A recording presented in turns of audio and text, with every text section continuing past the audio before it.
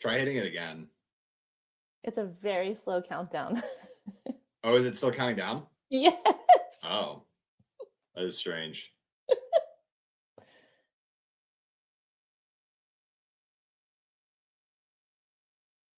It says I have no minutes again. Can you do it, I'll do Stephen? it. Yep. Okay.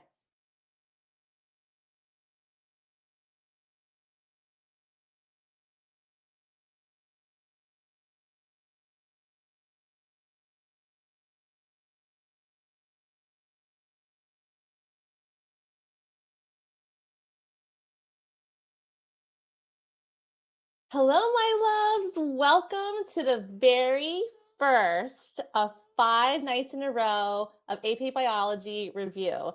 We are so happy that you have chosen to spend the next 5 days with us. We will be together from 7 to 10 tonight Eastern time. That's my time. And we're going to go over units 1 to 4. So welcome. Before we start sharing our screen, essentially, I want to make sure you have everything that you need to be successful. So number 1, make sure you have some water, you have some snacks. We are going to take mini breaks throughout the session. Make sure you have something to write with and something to write on. A calculator would also be helpful as well. And we do have a review packet that kind of goes with the session, and there's a green button that you can click on that will take you right to it. And I am Sabrina Shume. I'm an AP biology teacher from Virginia Beach, Virginia, and I've been teaching a really long time, 17 years. And I have 3 amazing TAs with me tonight, and they are going to go ahead and introduce themselves. They're also going to let you know where they are presenting from, and then they're going to let me know if they had to eat the same food for every meal for a week, what meal that's going to be.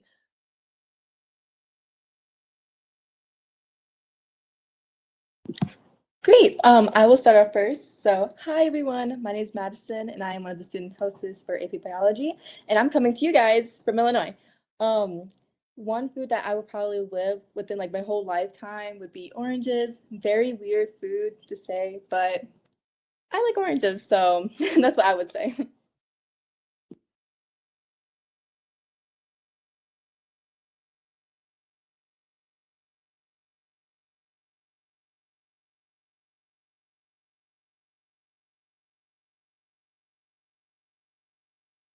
Hi, I'm Rashi. I'm the other assistant for today. And if I had to eat one food, I think it would just be variations of toast. I feel like toast is such a versatile like food. You can put like jam or peanut butter or just like bananas with peanut butter and toast. So I feel like I'd choose that. I love it. And we also have another student host, Jeffrey, but I think he's having some technical issues, so he will join us when he's able to. All right, so to kind of get started, essentially you will have one of us presenting with you, and then we also have a chat feature.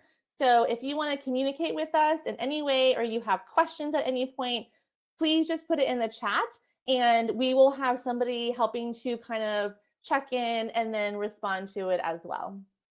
All right, so let's go ahead and get started. Okay, so we have a really fun time planned for 5 nights in a row. We're going to do half the curriculum today, and then we're going to do the other half tomorrow night, and then we're going to do some practice, and then next Tuesday is going to be a huge grand finale, and then the big day. We got this, you guys, okay? You can totally do this, and we're going to help you along the way.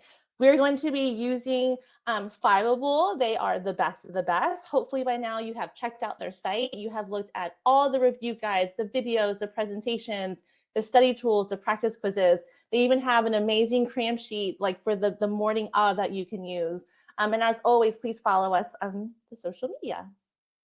Here is the schedule. Here are the 2 different the teacher presenters. It's myself, and then we have another presenter, and we'll be going back and forth. And then these are the different students that will be helping us with the presentations.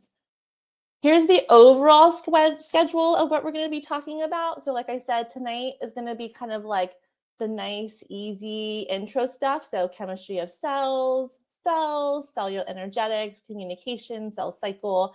And then tomorrow is going to be the big heavy hitters.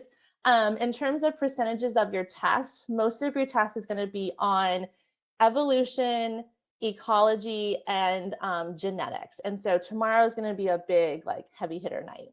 And then on the night after that, on the 7th, we're going to go over science practices 1, 2, 3, which is going to be like skills and drills, making claims, how you're going to justify answers, making predictions, practice multiple choice and FRQ.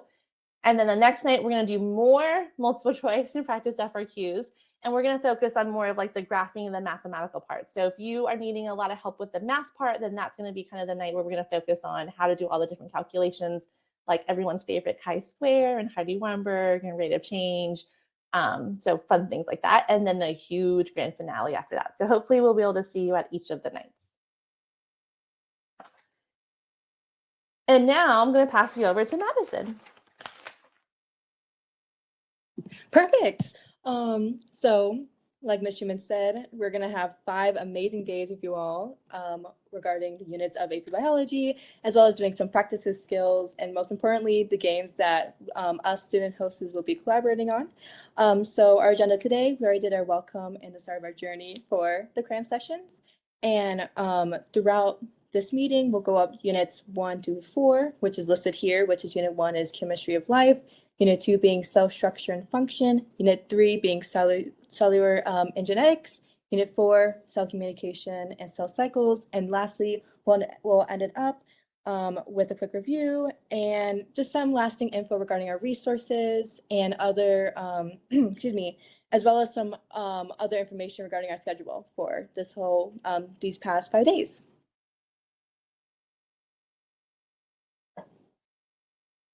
So you might be wondering, how can you make the most out of these CRAM sessions? The first thing is definitely take notes. While we want you guys to participate and listen throughout our time, keeping notes will definitely help keep you active and listen actively throughout these sessions. While we'll be going through a lot throughout these 3 hours, but be sure not to write everything down. While we'll be showing you immense amounts of resources, we are not expecting you guys to write all of them down. Speaking of resources, besides our CRAM sessions, Fileable has many more resources that can help provide you for the best studying techniques, as well as information for the AP Biology exam. However, for CRAM Hubs 2, we also provide slides, review packets, and replays just for you guys. So be sure to follow along, and if you guys do miss a few CRAMs, including our past rehearsals, they'll be shared to you immediately after these sessions, so you're able to come up and go through our schedule and just re-watch the videos as many times as you like. Next, our group chat. We do have a group chat, and that is for sharing tips, tricks, and participating when you guys have questions to ask to us student hosts, as well as to Ms. Shumei. And lastly, we do have a Q&A tab, so if you guys have any questions, you can ask within the comments, and they'll be switched over to the Q&A tab on your guys' right side screen. And later on, our student hosts, us, will be able to answer them, and you're more able to actually look at the comments and be able to find an answer for your guys' questions. So do not be afraid to ask along. So before we get started further, we do have some community agreements. First of all, be supportive. This is supposed to be an engaging community for us throughout the 5 days. And the most important thing that we see as a Fileable community is to be supportive. We all should lift each other up, and this is a way to learn more and be able to grasp more of your learning material throughout the school year. Next, be patient. We do have 5 nights together, and I feel like all of us are very nervous and just very excited to get straight into it. However, sadly, we cannot use only 1 day to get all through the units. So, like Ms. Schumann said, we'll have 2 days going over material, and another 2 days going over practices, and lastly, a grand finale by us student hosts, which will be practices and games for the unit, well, for the course. And so we do have 5 nights, and we'll do the best of our abilities to teach you all the things to know for the AP Biology exam. And lastly, be kind. While I did say and discuss that this is an engaging community, it also is a kind community. Us at Fileable believe that a kind community is one of the best communities to have within these study routes, as a help you guys be more comfortable during our time, as well as be able to maybe make new friends throughout the time being of learning and be able to gauge further into biology. So before we get started, you guys can win $100 by sharing your CRAM experience on TikTok or Instagram. So by using the hashtag 5 5ables CRAMs and tagging at think5able in your post and caption, excuse me, you'll be able to possibly win $100. And excuse me, by getting a lot of views, by making us laugh, and we'll select winners throughout the next 2 weeks of the CRAM finale, and we'll notify you via DM from our official account. So, without further ado, let's get started. First of all, where are you guys joining from? Let us know in the chat.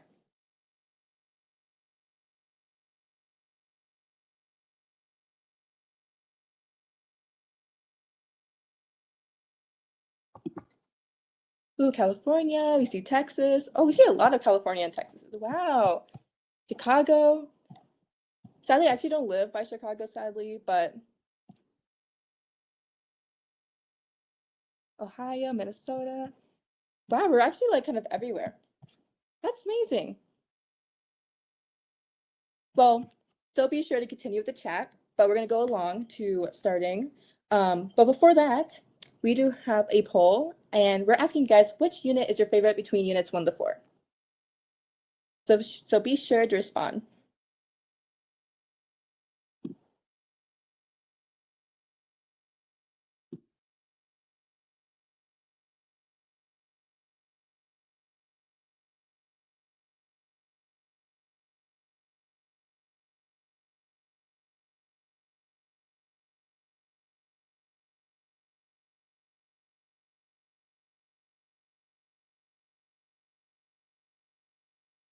Looking at the chat, do you see a lot more A's and B's than C's or D's, which is really interesting because I personally favored like cell communication, cell cycles the most.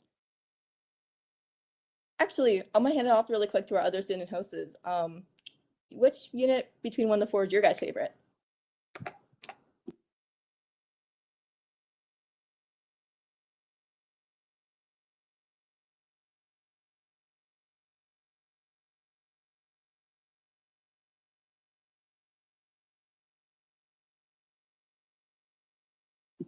Okay, not sure if my mic turned off. Whoops. But personally, I feel like hopefully you guys heard me about my favorite, which was cell communication. But I wanted to send it off really quick to our student hosts to see what their favorite unit was between 1 to 4. If you guys like to answer really quick.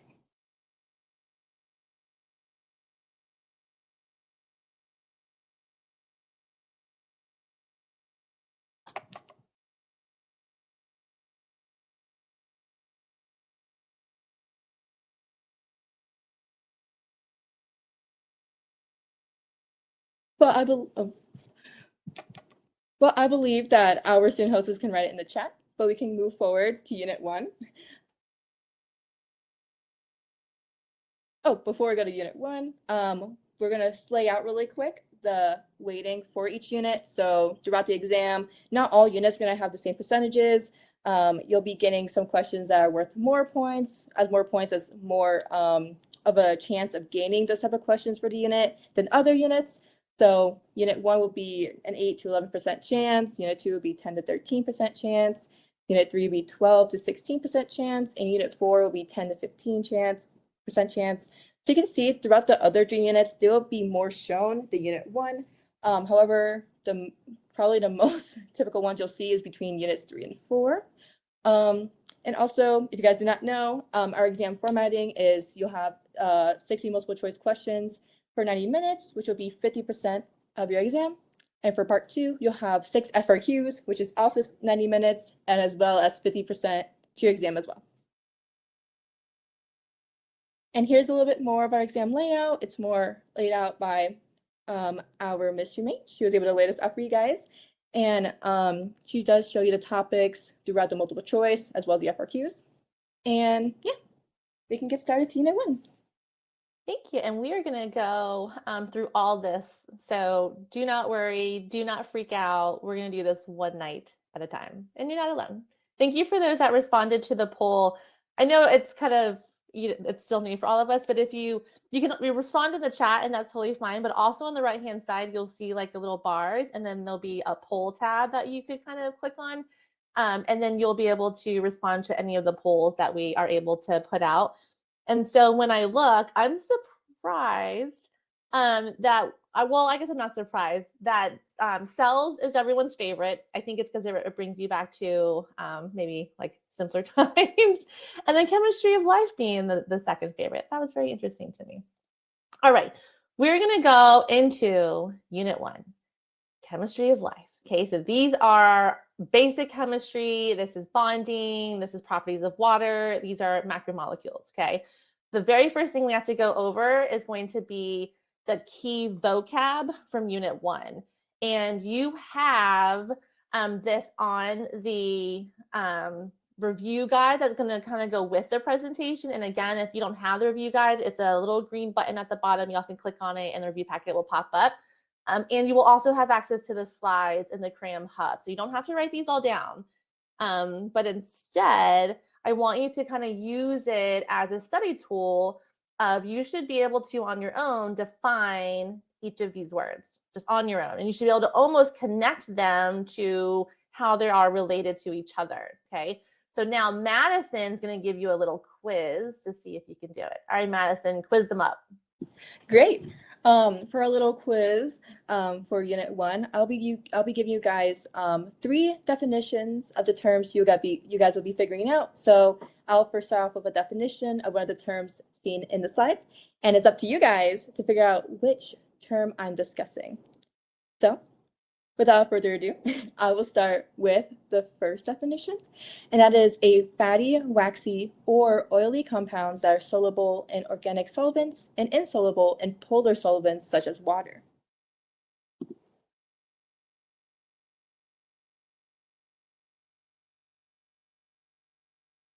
Nice. Oh my gosh. Across the board. Amazing job, guys. It is lipids. Perfect. So, wow. Great. Oh my gosh. So then next, I'll go to the next definition. So our next definition would be a sugar derived from ribose by replacing a group with a hydroxyl group.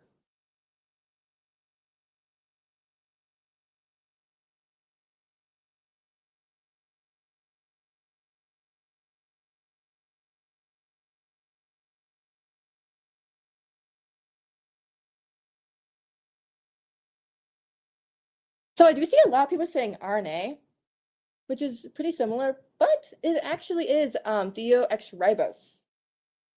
Not sure why I'm saying that wrong, but it is. I only see 1 or 2 people saying it, but that is understandable. Oh, now I see a lot of people saying great.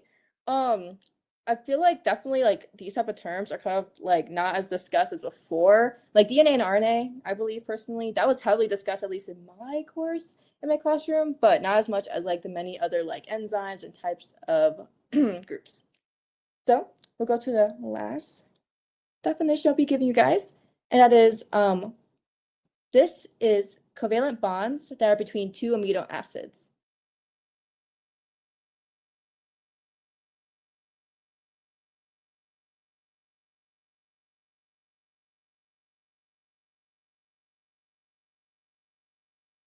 Great. Yes, you guys are correct. That is peptide bonds. You guys are so prepared. You guys did great, an amazing job. I'll keep coming in with this per unit, but without further ado, I will be giving it now to Miss Umate to go over Unit 1. All right, my loves, here we go.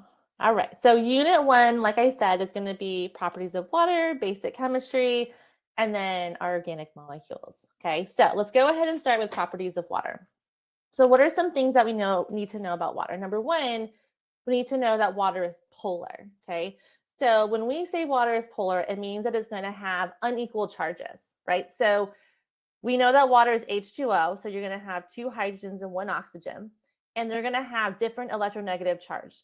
Oxygen has a huge negative electronegative charge, and then the hydrogens have a positive electronegative charge. So essentially, a water molecule is unique in the fact that it acts like a magnet.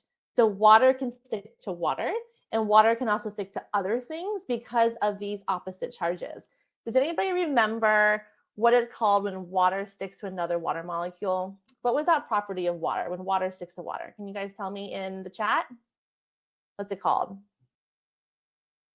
I see it. Rochelle's got it. Cohesion. Very good. Cohesion is water sticking to another water molecule. Okay, very good. Now, what is the reason that water can stick to another water? What's the name of the bond that's formed between two water molecules?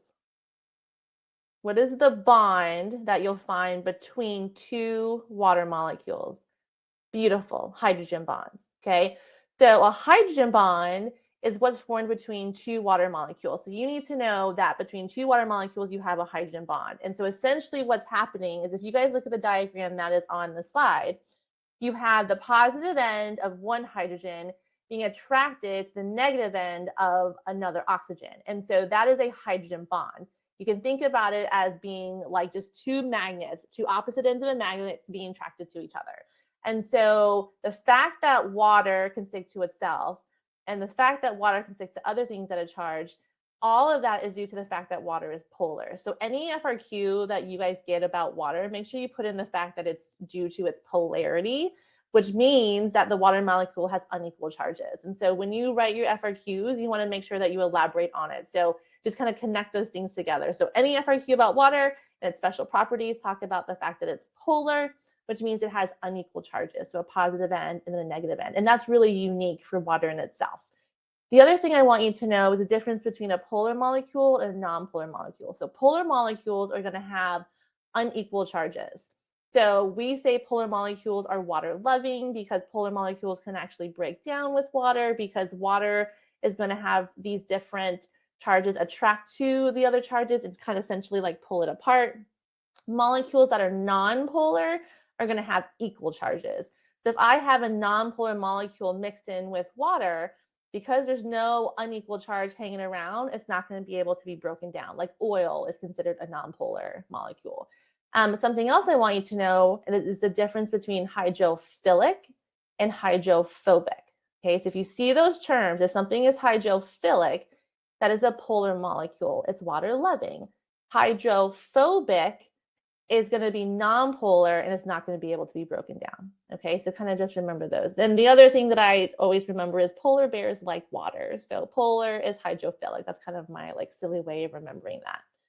In terms of other bonds that you're going to find within the water molecule itself, between the oxygen and the hydrogens are going to be very strong covalent bonds. Those are strongly bonded. But like I said before, between water molecules are those hydrogen bonds. Okay, so make sure you know the type of bonds that are there. Here are some unique properties of water. Again, always due to the polarity. So always connect all the properties of water due to the fact that it's polar, okay? So when we look at the special properties, we talked about cohesion and adhesion. Adhesion is when you have water sticking to other charged molecules. And by sticking, I just mean it's those hydrogen bonds. Ice is less dense as a solid. So the unique property about water is that as you lower the temperature of water, the water molecules kind of spread out and they form these big spaces called lattice structures. And so they kind of just get really spaced out and they kind of shake a little bit because it's really, really cold. And those big lattice structures, those big spaces allows the water to be less dense and actually kind of like float, which I think is kind of interesting. And that's why like in the winter, you're going to have like, you know, the lake's frozen over, but it's not frozen all the way down. And that's why the animals don't die, thank goodness. Has high specific heat. So water takes a lot of energy to heat up and then it holds on to that energy. It has a high heat capacity for like a really long time. So I live in Virginia Beach, so I'm right near the ocean front. And essentially, if I were to go to the water during the day, the water is going to be a little cold. But if I go back at night, the water is actually warmer, which is unique. And it's unique because essentially it had all day to heat up and then it holds on to that water. And so that's what we mean by it has a high specific heat. The other property of water is going to be that it's a universal solvent, right? For those molecules that are polar, it's going to go ahead and be able to attach and then kind of break it down. Okay, so my question for you is, I have a 6-year-old and I have a 9-year-old, and one of their favorite things to do in the summer is to blow bubbles. So when we're blowing bubbles, what property of water is being shown? What do you guys think? What properties of water allow for my kids to be able to blow bubbles?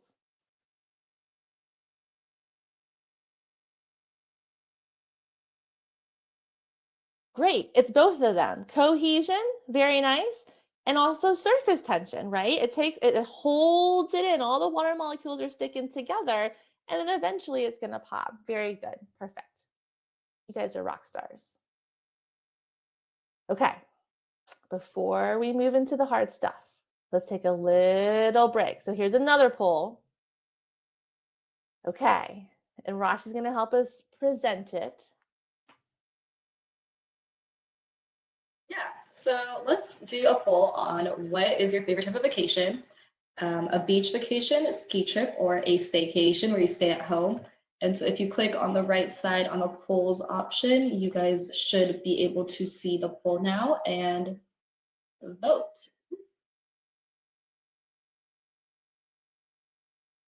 Wow, okay, so it definitely seems like most people are fans of the beach. I am from Florida, so 100% support that. I think that's the thing I am most looking forward to this summer is going to the beach. Yeah, over 50% of people say beach. So I am on your side, beach lovers. Okay, and let's do a few concept checks just to make sure we understand everything that we've covered so far. So the first question is, what property of water is responsible for water moving from roots to shoots? So A, surface tension, B, high specific heat, C, cohesion slash adhesion, and D, it's more dense as a liquid. So I'll give you guys a minute to drop your answers into the chats.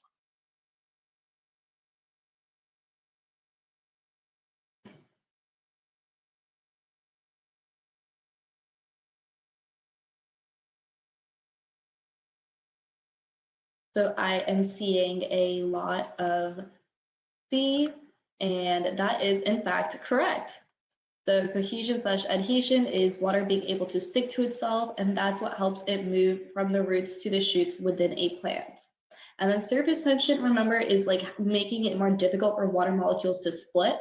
And so that's like how an insect lands on the surface of a lake and it's still able to crawl. So that isn't quite the property of water that's being used here.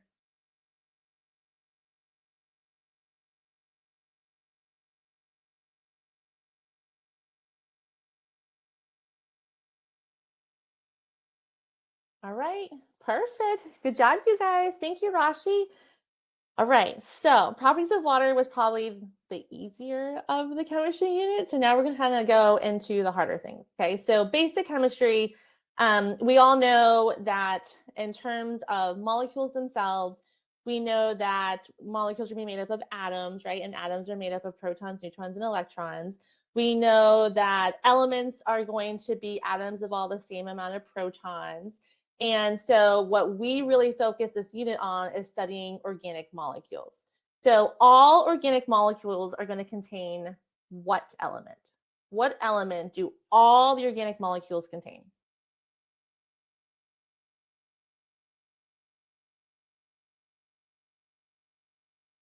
Tessa's got it. Very good. Carbon. Okay. So we're going to be looking at molecules that contain carbon that make up us, and we call those organic molecules.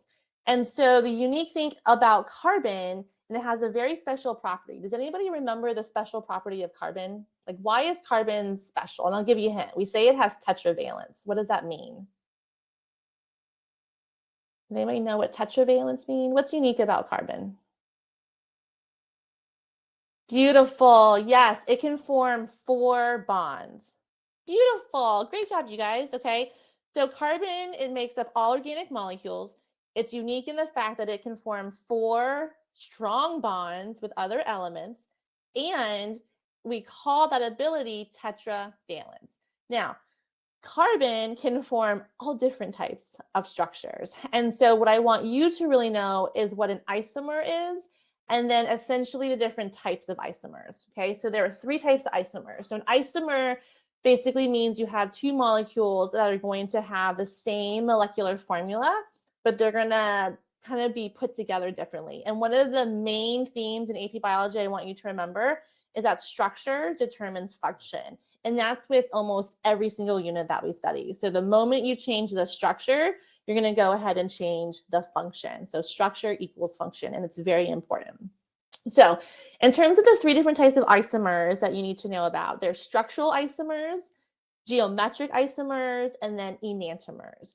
So a structural isomer means if I were to look at the molecular formulas, the structures are just different. That's it.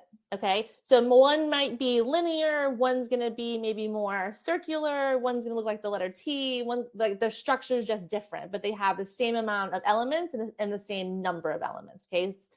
Geometric is going to be when you have a double bond and one molecule is going to look like it's rotated around a double bond. So anytime you see a double bond, then you know it's a geometric isomer. Okay, same molecular structure as well, or the same formula, but it's going to be rotation around a double bond. In terms of enantiomers, those are going to be mirror images. So for example, if you look at your hands and you put them together, they're going to look the same, right? But if I open them up, on one hand, I have my thumb on this side, and one hand, I have my thumb on the other. They're mirror images, but they're not the same. So those are called enantiomers, okay? So isomers are going to be molecules that have the same structure, same atoms, and then there's three different types. We have structural, so if I look between two molecules, the structures are just different. They just have different shapes. Geometric is going to be around a double bond. That's the only one around a double bond. And enantiomers are going to be molecules that look like mirror images. All right, so if we go into what are called macromolecules, macromolecules are large organic molecules. There's some terminology you need to know. You need to know the difference between a monomer and a polymer. Between those two words, which one means a single unit? Is it monomer or polymer? Which one means a single unit? Does anybody remember? Monomer, very good. Monomer means one, right? Poly means many. So when we talk about organic molecules, I want you to know for each of them the monomer. Okay, you should be able to tell me the monomer of a carb, a lipid, a protein, and a nucleic acid. When we start putting several subunits together, that's going to be called a polymer. So in order to understand our macromolecules, you need to know how we actually form them and then also how we break them down. There are two processes that you need to know: dehydration synthesis and then hydrolysis. Okay, so you should know the difference between these two. Between those two, which process do we go through when we want to break down a molecule? Which one's going to be used to break down a molecule? Is it dehydration synthesis? You can put DS or H for hydrolysis. Beautiful, hydrolysis. Hydrolysis is what the process we use to break down molecules, okay? So when I take in milk and I have the sugar in milk, which is a disaccharide, does anybody remember the name of the sugar in milk? What's the name of the sugar in milk? It's a disaccharide. Lactose. Beautiful, okay? So when I drink milk and I need to break it down, I essentially am going to add water to it, okay? And it's going to be mediated by an enzyme. So an enzyme is going to add water in between this huge disaccharide, and it basically breaks apart the molecule, forming those two simple sugars, okay? So we go from something big to something small. And so hydrolysis, the way I think of hydrolysis is I think about like digestion, right? So when you're digesting something, you're going to eat the big food, you're going to break it down into your stomach. And that's why your body is always craving like water, because it needs water in order to break down the food, to go through hydrolysis to break it down. Now, if we need to build something, like we need to build a protein, we have to put together some amino acids. We essentially are going to remove a hydroxyl group from one part and then a hydrogen from another, and then it kind of creates a sticky end, and it kind of builds together, okay?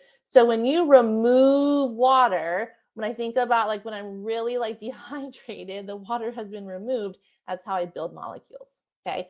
So dehydration synthesis is going to help us with building molecules. Hydrolysis is going to be the addition of water to break molecules down. So when we talk about going from monomers to polymers, then we're going to be building something up. So that's going to be through dehydration synthesis. And we're going to use that for the entire chemistry unit. So make sure you understand the differences between the two.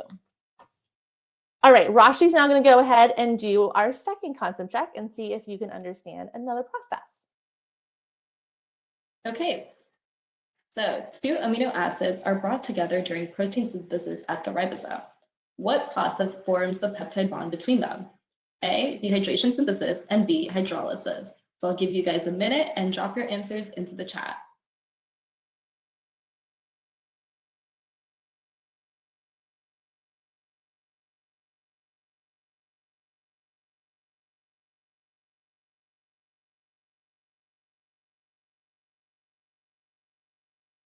So I am seeing a lot of A, or dehydration synthesis, and that's correct. Dehydration synthesis is building up molecules and they require energy. And remember, hydrolysis breaks down the molecules and releases energy.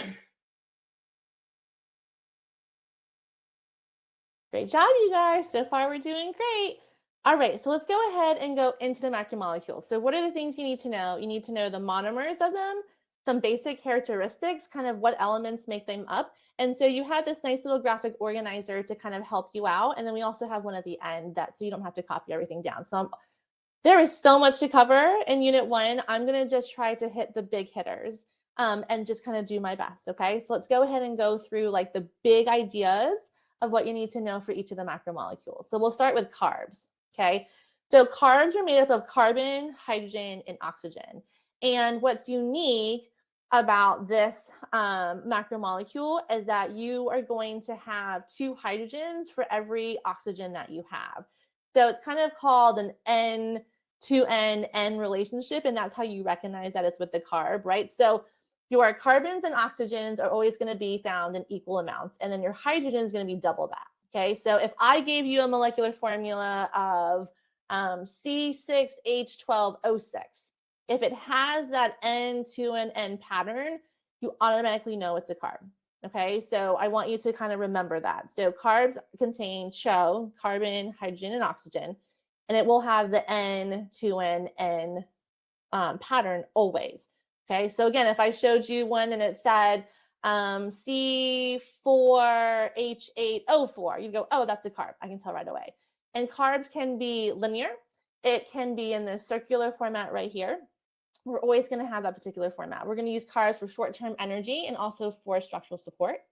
One sugar is called a monosaccharide. Saccharide means sugar. So carbs is just sugar molecules or saccharides. When you have one sugar molecule, it's called a monosaccharide. When you have 2, that's going to be a disaccharide. And then when you have more than 2, you know that we're going to have polysaccharides. In terms of the examples that you need to know, we know that sugars are going to usually end in OSE, like glucose, right? That's going to end in OSE. Lactose is going to end in OSE. You need to know that the disaccharides would be the ones with 2 sugars put together. And then some polysaccharides examples that I want you to know are going to be some plant examples and animal examples. So I want to focus on the polysaccharides, okay? So in terms of the plant examples, the difference between starch and cellulose is something that you kind of do have to be able to understand, okay?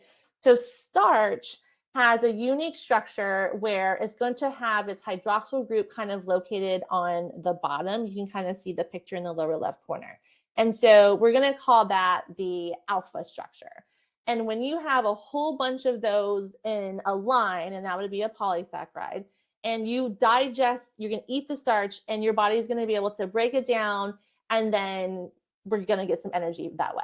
Okay, so you're going to find starch in things like potatoes. So I can eat a potato, and my body can break it down. Now, what happens is we have something called cellulose. Cellulose is something that we can't break down. So cellulose is going to be a very hard, it looks like almost like a fiber.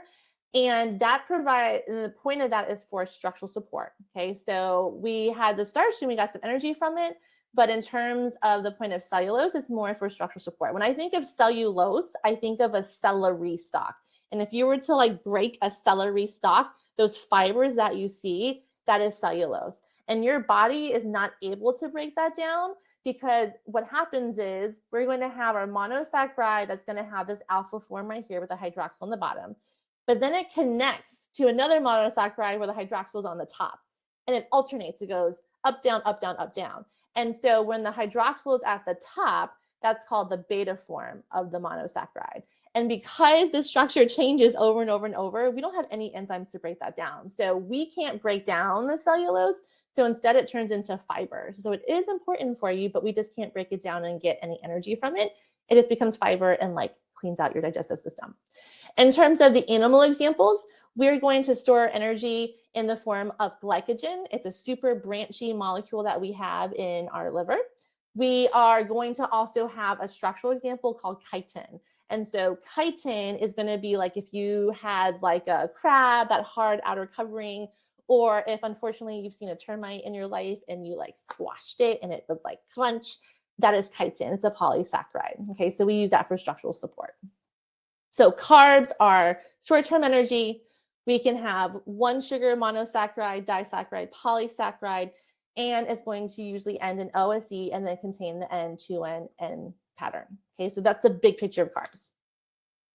All right, so the next one, lipids. What I want you to know about lipids, I want you to know that all lipids are nonpolar. All of them. That's the unique property for lipids, is that they're going to be nonpolar. They are going to contain the same elements as carbs, C, H, and O. The difference is we're going to have a lot more hydrogens. Okay. Does anybody remember the name of the tails found in fatty acids? Like, what do we call something that has a bunch of hydrogens and carbons? It contains a lot of energy. Let me remember what that's called. What contains a lot of hydrogens and carbons? It's not a trick question.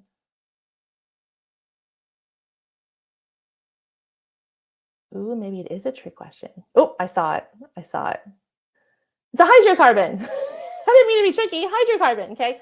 So when we look at these really, really long tails found in fatty acids and lipids in general, they're going to be long chains of hydrogen and carbons, and those are hydrocarbons. And hydrocarbons contain lots and lots and lots of energy, okay? So lipids provides us lots and lots and lots of chemical energy. It also is going to give us some sort of structural support, right? The other unique property about lipids is that when we had our sugars, they kind of link together, but lipids instead are going to almost like stack on top of each other. And so the other unique property of lipids is that they can't link together. They more of stack on top of each other, okay? Now, we can also form a water barrier, right? If we look at this very special lipid called a phospholipid, we're going to have a phosphate at the top, which is the head, and then we're going to have these fatty acid tails, okay? So this top part is going to be hydrophilic, so that part is going to be charged, so it's going to like water. And then the tails are hydrophobic because that part's actually made of lipids, okay? So essentially, when we put a bunch of these phospholipids together, we get the phospholipid bilayer. So you're going to have a nice little water barrier. Another example of our lipids is going to be like waxes.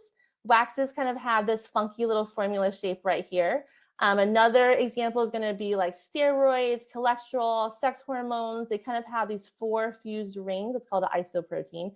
These are all lipids. So I want you to know that lipids are going to be nonpolar, okay?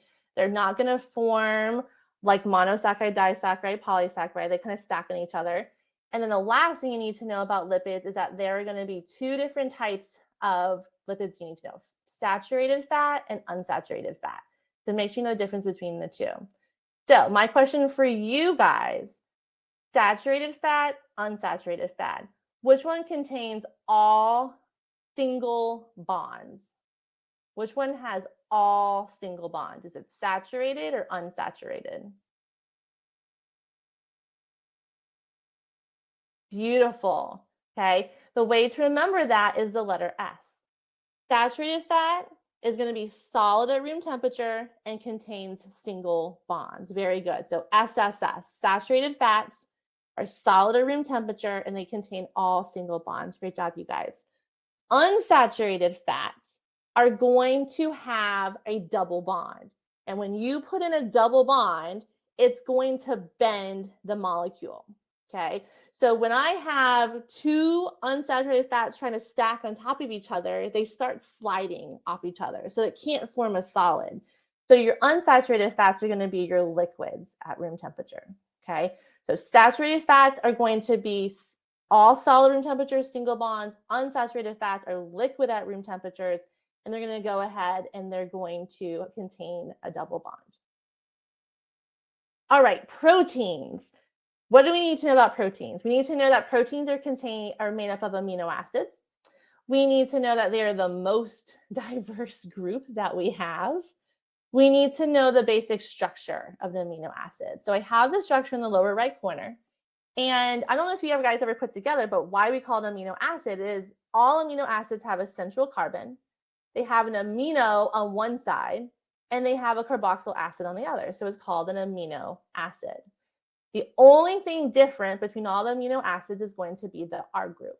Okay, so R group is going to be the one thing that distinguishes the difference between all of our amino acids. So some R groups are going to be polar, some are going to be charged, some are going to form disulfide bridges if it contains sulfohydryl. And so this is kind of where those functional groups are going to come into play. But for the most part, I need you to know that proteins are made up of amino acids. I need you to know that it's the most diverse group we have. And what is the most famous protein that we study in AP Bio? Does anybody know what's that protein that we study? It's very specific. We talk about it a million times. What protein did you learn a lot about in AP Bio this year? Yes, enzymes, enzymes, enzymes, enzymes. It's all about the enzymes, and we will talk about the enzymes, okay? So I need you to know that enzymes are a type of protein. Now, what else do we need to know about enzymes or about proteins in general? You need to know how proteins form and essentially the 4 different steps that we have, okay? So when we have a protein being created, does anybody remember the name of the organelle that helps us make proteins? What is the organelle that makes proteins? Some of them are attached, some of them are free floating. What? Very good. Great job, you guys. Ribosomes. Okay, ribosomes help make proteins. So when we are on a ribosome and we are just putting together all those amino acids, we are going to have what's called the primary structure. So as that particular protein is being made on the ribosome, that is called the primary structure, which is step 1. Think primary, step 1. Okay. Between those amino acids are called peptide bonds. And when we go ahead and link them all together, that's called a polypeptide. So once we have our linear sequence created, it's now going to do its first folding, and that's called secondary structure, or the second step. So each of the steps we call primary structure, secondary structure, tertiary, and quaternary. I just remember step 1, 2, 3, and 4. Once we have local folding happen, there are 2 different forms that you can have. You can have it kind of curl up, kind of like a little piggy tail, right? Or like Tigger's tail, and it's really bouncy. If our final protein has to be super flexible, then we're going to form this alpha helix structure. If our final protein has to be very strong, then we're going to form what's called the beta pleated sheet. So the end structure determines the path it's going to take. So again, if it's going to be flexible, we're going to go from primary to secondary and form the alpha helix. It's just going to coil in on itself. Or it kind of starts to kind of condense and stack in on itself because it has to be strong at the end. Tertiary structure is when you have the first time all the R groups start interacting with one another. And now we're starting to get a structure start to form. So all the different charges are coming together. The disulfide bridges are starting to form. Anything that's hydrophobic moves to the inside. Anything that's hydrophilic moves to the outside. So this is the first time all of those are going to kind of form together. And then quaternary is going to be when you're going to have all the different polypeptide chains come together. All right, so now let's go ahead and have Rashi do a concept check with you guys. In a folded protein, where would hydrophobic R groups most likely be found? A, on the inside, or B, on the outside?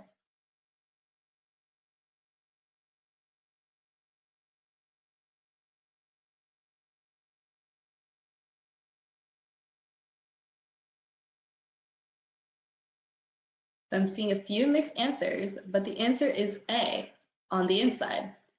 Amino acids with nonpolar hydrophobic R groups like to cluster inside of the protein and leave the hydrophilic amino acids on the outside so they can interact with the surrounding water molecules. And the hydrophobic R groups on the inside don't have to deal with the water molecules. And one more concept check. In certain proteins, disulfide bridges form between cysteines of two amino acids. In what level of protein folding will this occur? A, primary, B, secondary, C, tertiary, or D, quaternary? So drop your answers into the chat.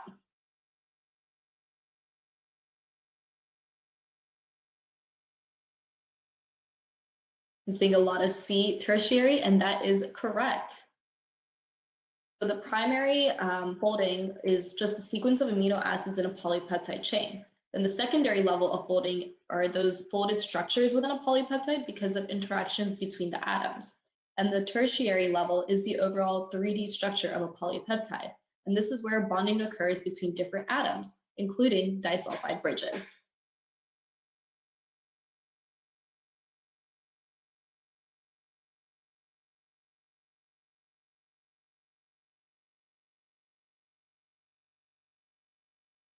And now we're going to do one mini break. So I'm about to publish. You guys should be able to see a poll on the right side.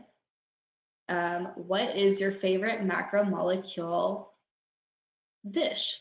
The first answer choice being pasta and bread, the second one being steak and potatoes, or dessert. Me personally, I am a pasta and bread girl. I did talk about eating toast for the rest of my life earlier, so I guess that's on track.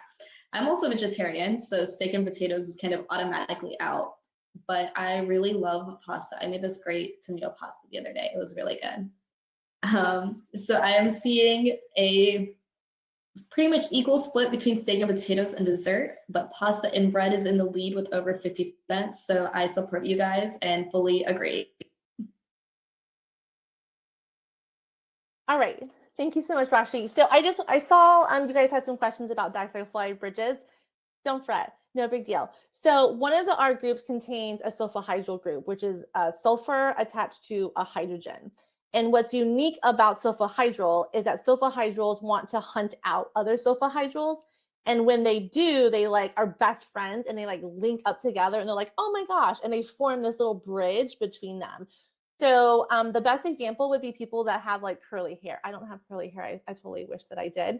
But essentially what happens is in the structure of the hair, they have a bunch of sulfohydryl groups that find each other and it keeps the hair nice and curly. And so what happens is sometimes people with curly hair, they want to go ahead and they use heat and they use a straightener to straighten it out. And what they're doing is that heat is breaking the bond that's formed between those two sulfohydryl groups. And it breaks, and then the hair is going to go ahead and go straight. But with time, those little sulfohydryls are then going to find each other again. Oh, my curly hair community. I love it. I wish I had curly hair. So sulfohydryls is nothing more than a special R group that contains sulfur that's going to hunt out essentially another sulfohydryl group and then form that disulfide bridge. And that's all that that's going to be. All right. So the very last macromolecule I want to talk about are going to be nucleic acids. The only thing I want you to know about nucleic acids is that they're made up of nucleotides and that a nucleotide contains a phosphate, a sugar, and a base, okay? The only three examples you have to know are that DNA, RNA, and ATP are going to be your three examples of nucleic acids. That's it. DNA, RNA, and ATP. Okay, we know DNA, RNA, and ATP are the three examples. They all contain nucleotides. So my question for you is if you had to guess, how many phosphates group are found in an ATP molecule? How many phosphates are found in an ATP molecule? Adenosine triphosphate. How many phosphates are there? Very good. 3. If I were to remove a phosphate from ATP, what does it become? Just going to ask you. What does ATP become if you remove a phosphate? There it is, ADP. Very good. Okay, so we know ATP is going to be our energy currency essentially. And when we lose that third phosphate, we're going to release that energy from that third bond. Then we go to ADP and we kind of go back and forth because it's a coupled reaction. Very good. Okay, so if I were to look closer at a nucleotide, which is a phosphate sugar in a base, okay, I want you to know that when I look at those nitrogen bases, there's actually two different categories of nitrogen bases. We have what are called purines and we have what are called pyrimidines. And so in terms of the different bases that we have, we usually refer to them as like A, T, C, G, right? Adenine, thymine, cytosine, and guanine. Now in RNA, does anybody remember the base that we use in RNA? We don't use thymine. What do we use in RNA? What's it replaced with?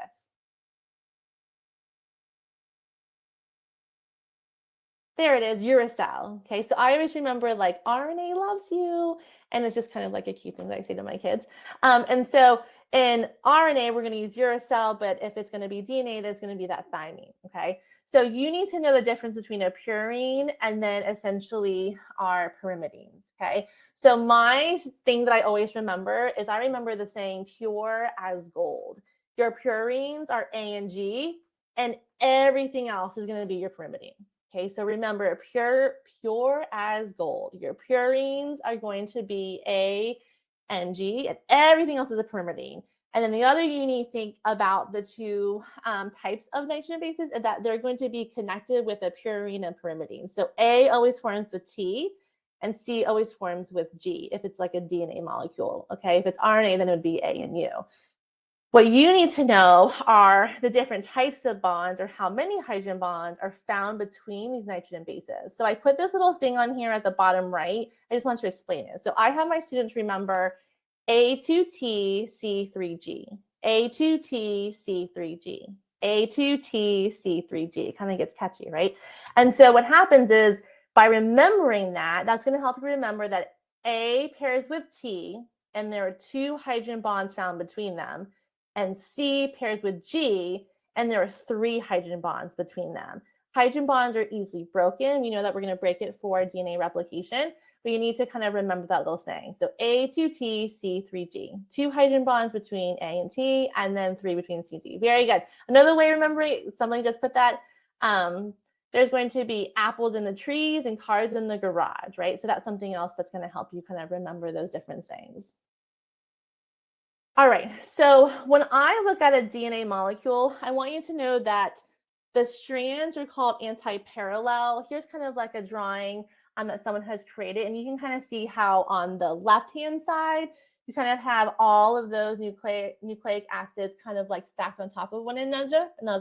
And on the right, they're kind of upside down because they're anti-parallel, kind of going in opposite directions.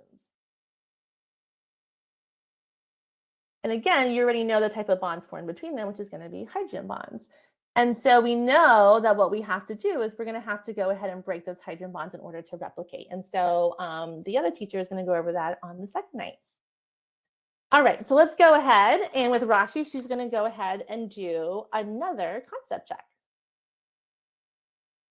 Using Chargaff's rules, find the percentage of thymine, guanine, and adenine within the given DNA molecule when given the percent of cytosine is 14%. So A has 36% thymine, 40% guanine. Actually, I will not read these answer choices out loud, but I'll let you guys take a few minutes to do some quick math over here.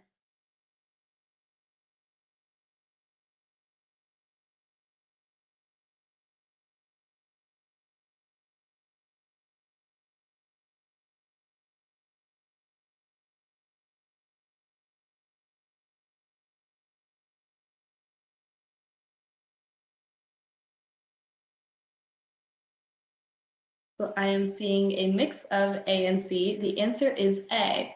So we know that if cytosine is 14%, that means that guanine also has to be 14% because cytosine and guanine are like partners. And that leaves 72% for adenosine and thymine.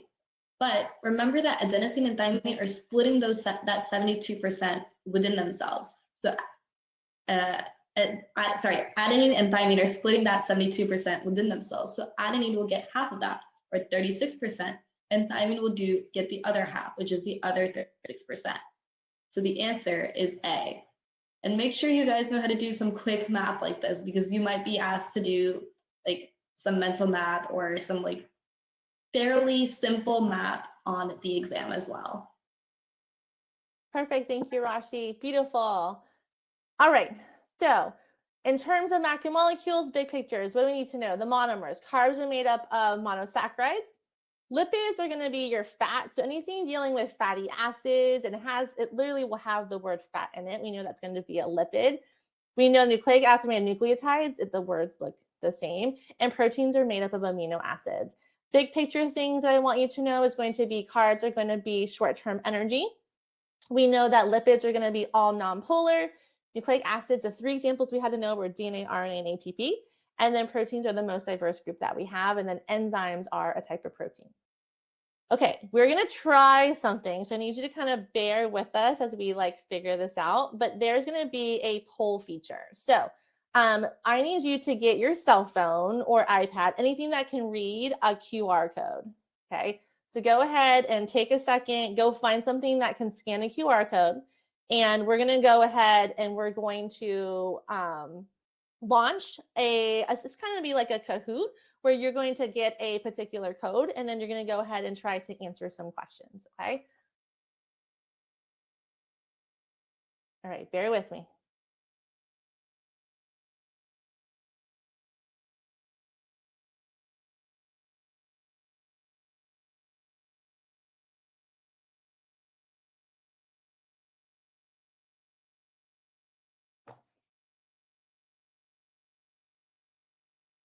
All right. If you could go ahead and scan that QR code for me, we're going to do some practice questions.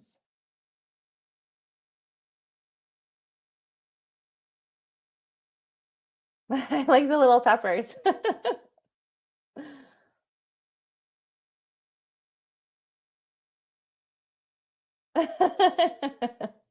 Those are bringing me joy. Keep them coming, you guys. We got this.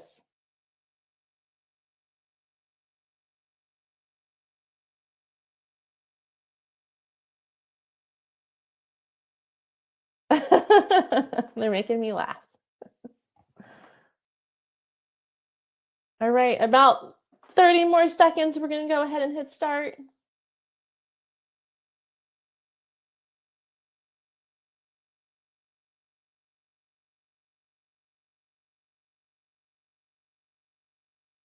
All right, come on. You got this. About 10 more seconds.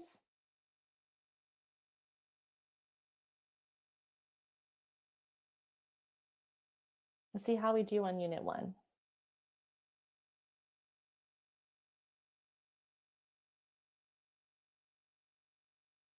right, my loves, here we go. About 10, 9, 8, 7, 6, 5, 4, 3, 2, and possibly 1. All right, we're going to go ahead and start the quiz. Okay, so let's see how we do. So it should show up on your own device, and then you can select the answer.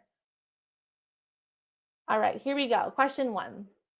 I'm going to let you read it, and then you guys go ahead and select it.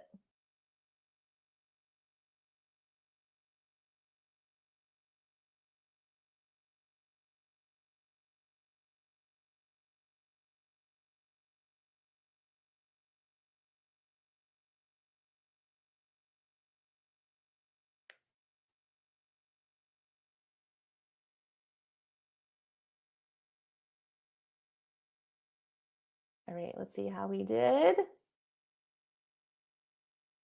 All right, beautiful cohesion, adhesion. Great job, you guys. All right, let's try the next question.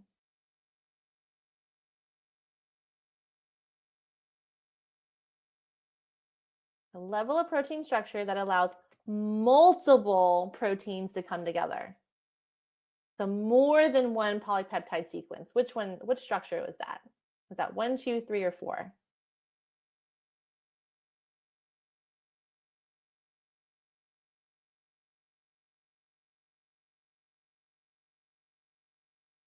Beautiful. 4. Okay, so 1 was just a linear sequence.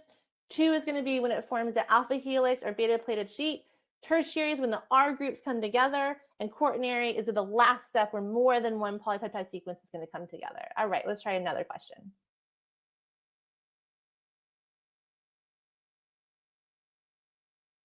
If you were to remember how water diffuses, how does it diffuse?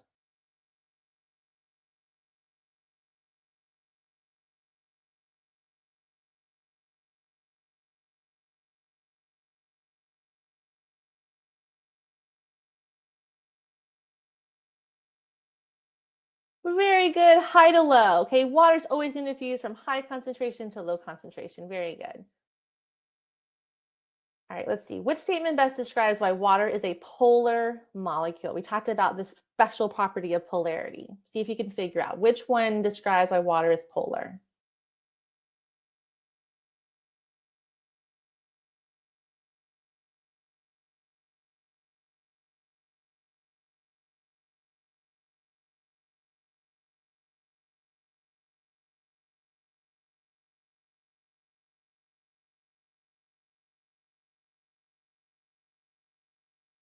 Very good. Good job, you guys. All right, so let's go ahead and we're going to move on to our next unit. Okay, so let me go ahead and share my screen. Good job, you guys. Take a little break if you need it. Have a nice little stretch, grab some water. We're going to go right into Unit 2.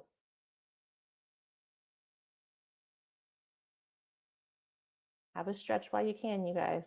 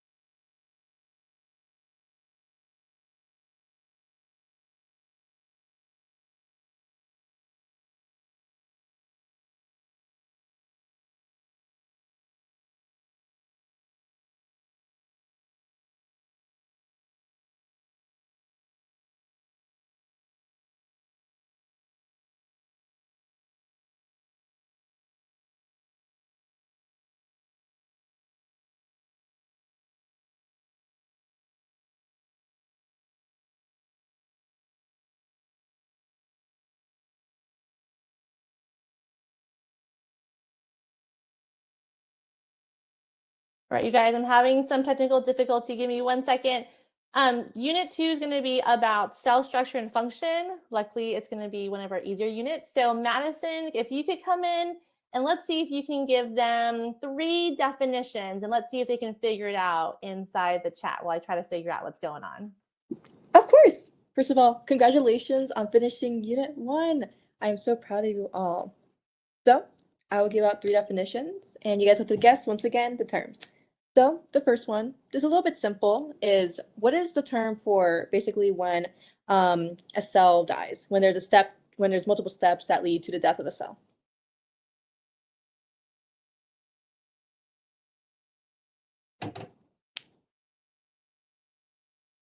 Great. Yes, you guys are correct. It is apoptosis. I personally think it's not talked about, like the actual term, personally. I feel like a lot of students don't know. For my class, we barely knew it until a few weeks ago, so that's why I decided to say it here. But great. Next one. So I'm going to talk about a specific organelle this time, since this unit does heavily discuss on organelles. So what is a membrane enclosed organelle that contains an array of enzymes that are capable of breaking down biological polymers?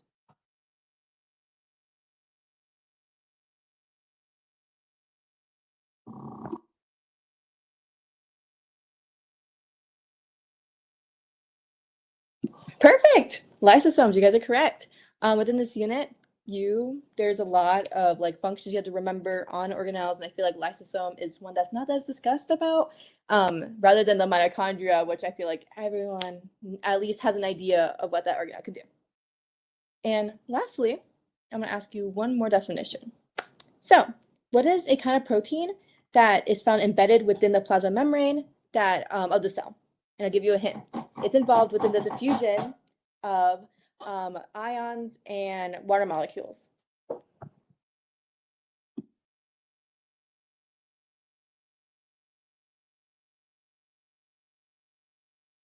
So I see a mix of integral and channel proteins, but the actual answer is channel proteins, because channel proteins are involved in actually being involved in diffusing those ions and water molecules through the plasma membrane due to the hydrophilic environment between outside the plasma membrane and inside the plasma membrane. Great. So I not see Miss Shoemate. I see that she's still currently working on technical difficulties. So, oh, perfect. Great. Okay. Please stand by, everyone, for 1 second. Hi, okay, I'm going to try and share my screen. I don't have much experience with this, so please bear with me as we go through the rest of these. So this is an overview of Unit 2. And so Unit 2 has a bunch of different parts on just about cells. So we're going to talk about cell structure and function today. And so first, let's start off with some of the major characteristics of life. As we all know, I mean, life is all about reproduction and energy, adaptation, cells, etc. But the main focus that we are going to discuss in this unit is cells and how these itty bitty cells go all the way into making up an organism. So it's very important to make sure you guys are following along. So let's do a quick organelle review.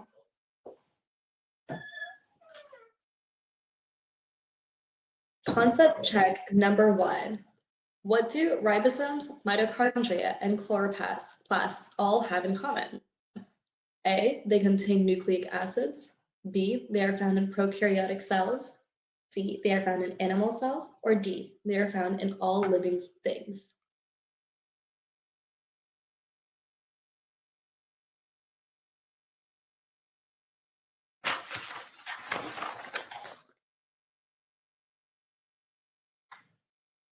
Okay, I'm seeing a variety of answers.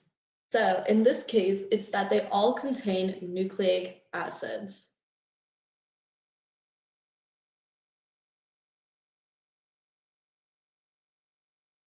Remember that chloroplasts are found only in prokaryotic cells in plants. So that kind of rules out C and D immediately. And then concept check number 2. According to the endosymbiotic theory, A, DNA and nuclei of eukaryotic cells exhibit a symbiotic relationship. B, chloroplasts and mitochondria were once free living prokaryotic cells. C, membrane-bound organelles evolved from single cellular prokarya that were enveloped by ancestral eukaryotic cells. Or D, both B and C. So this one is fairly longer, so I'll give you guys a few minutes.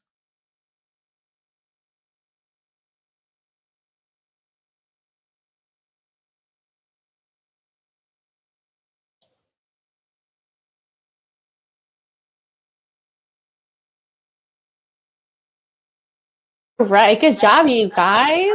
Thank you, Rashi. All right, Rashi, can you go ahead and show them the right answer?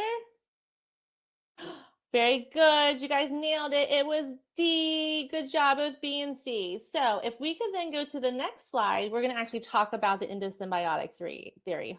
Hopefully you guys remember this theory.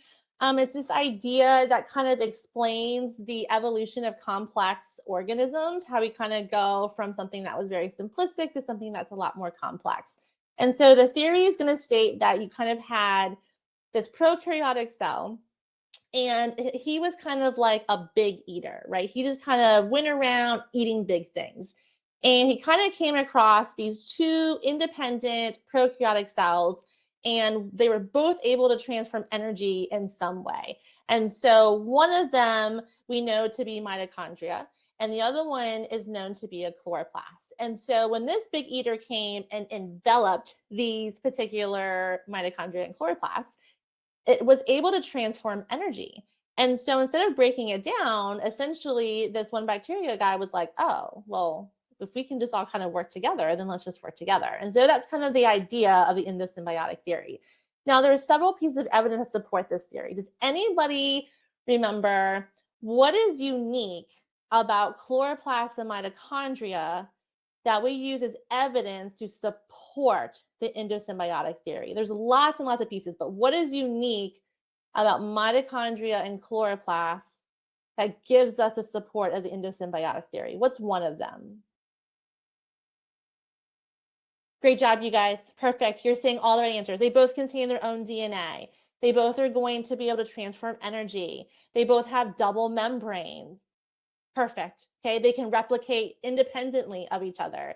They can move independent of the cell itself. Beautiful. You got it. Great job, you guys. So if we could go ahead and now talk about cell size. Cell size is something that's very important, right? It is important to know that cells want to have a high surface area to volume ratio. They want to be able to interact with the environment very quickly, transform energy, but they can't be too big, right? They can't be too big because it would take too long for things to go in and out of the cell, but it can't be too small because it has to hold all that stuff inside of it. And so cell size is very important to the actual cell. So in the next slide, we can talk about essentially diffusion and cell size. So here's an experiment that a lot of us did in our classes. You might have done different variations of it, but we have 3 different size cubes, and you're going to put it into some sort of solution and watch the rate of diffusion. And so if we look at diffusion, which is just the movement from high concentration to low concentration, we can recognize that the smaller cell has almost all that pink gone. So whatever we put this in, it diffused to the inside of it. So I want you to remember that cells want to have a high surface area to volume ratio. So if you think about something like a neuron, right? A neuron, where do we find neurons? Do you guys know where we find neurons? This is not on the test, but I just want to know if you guys know where do we find neurons? Where do we find neurons? In the brain. Very good. My AP Psych people should know that one, right? You guys just had your test. So neurons are highly branched cells in terms of their structure. And so the cells are going to have lots and lots of branches to increase the surface area without actually increasing the volume itself. Okay. So I would write down in my notes, I put a little star that cells want to have this high surface area to volume ratio. So on the next slide, what you'll see is that you're going to have 4 different sizes of cells, and they all have different surface areas and volumes. And you might be asked to calculate the surface area and volume ratio. You're going to be given a formula sheet, so make sure you bring a calculator on the day of the test. Make sure it's approved by College Board. If you go to College Board, it's going to go ahead and have the approved calculators on there. And every formula you need is on that formula sheet, okay? And so what you'll do is you're going to find the surface area of a cube, the volume of a cube, and all you have to do to figure out the ratio is legit just divide it. So surface area to volume ratio is just a division. So on the next slide, you'll see that we have a chart set up, and it's going to have the surface areas, the volumes, and you just divide them. That's all that you do, and you're going to come up with a ratio, okay? So just remember that they want to have the higher surface area to volume ratio. That makes that the cell is going to be more efficient. All right, now we have a concept check coming up. Okay, so on the next slide, let's talk about the concept check. Lymphocytes are specialized white blood cells. They help provide specific immunity against pathogens as part of the adaptive immune system. B lymphocytes or B cells produce antibodies, which is a specific type of protein. Based on the information, which organelle will be high in the number in a B lymphocyte.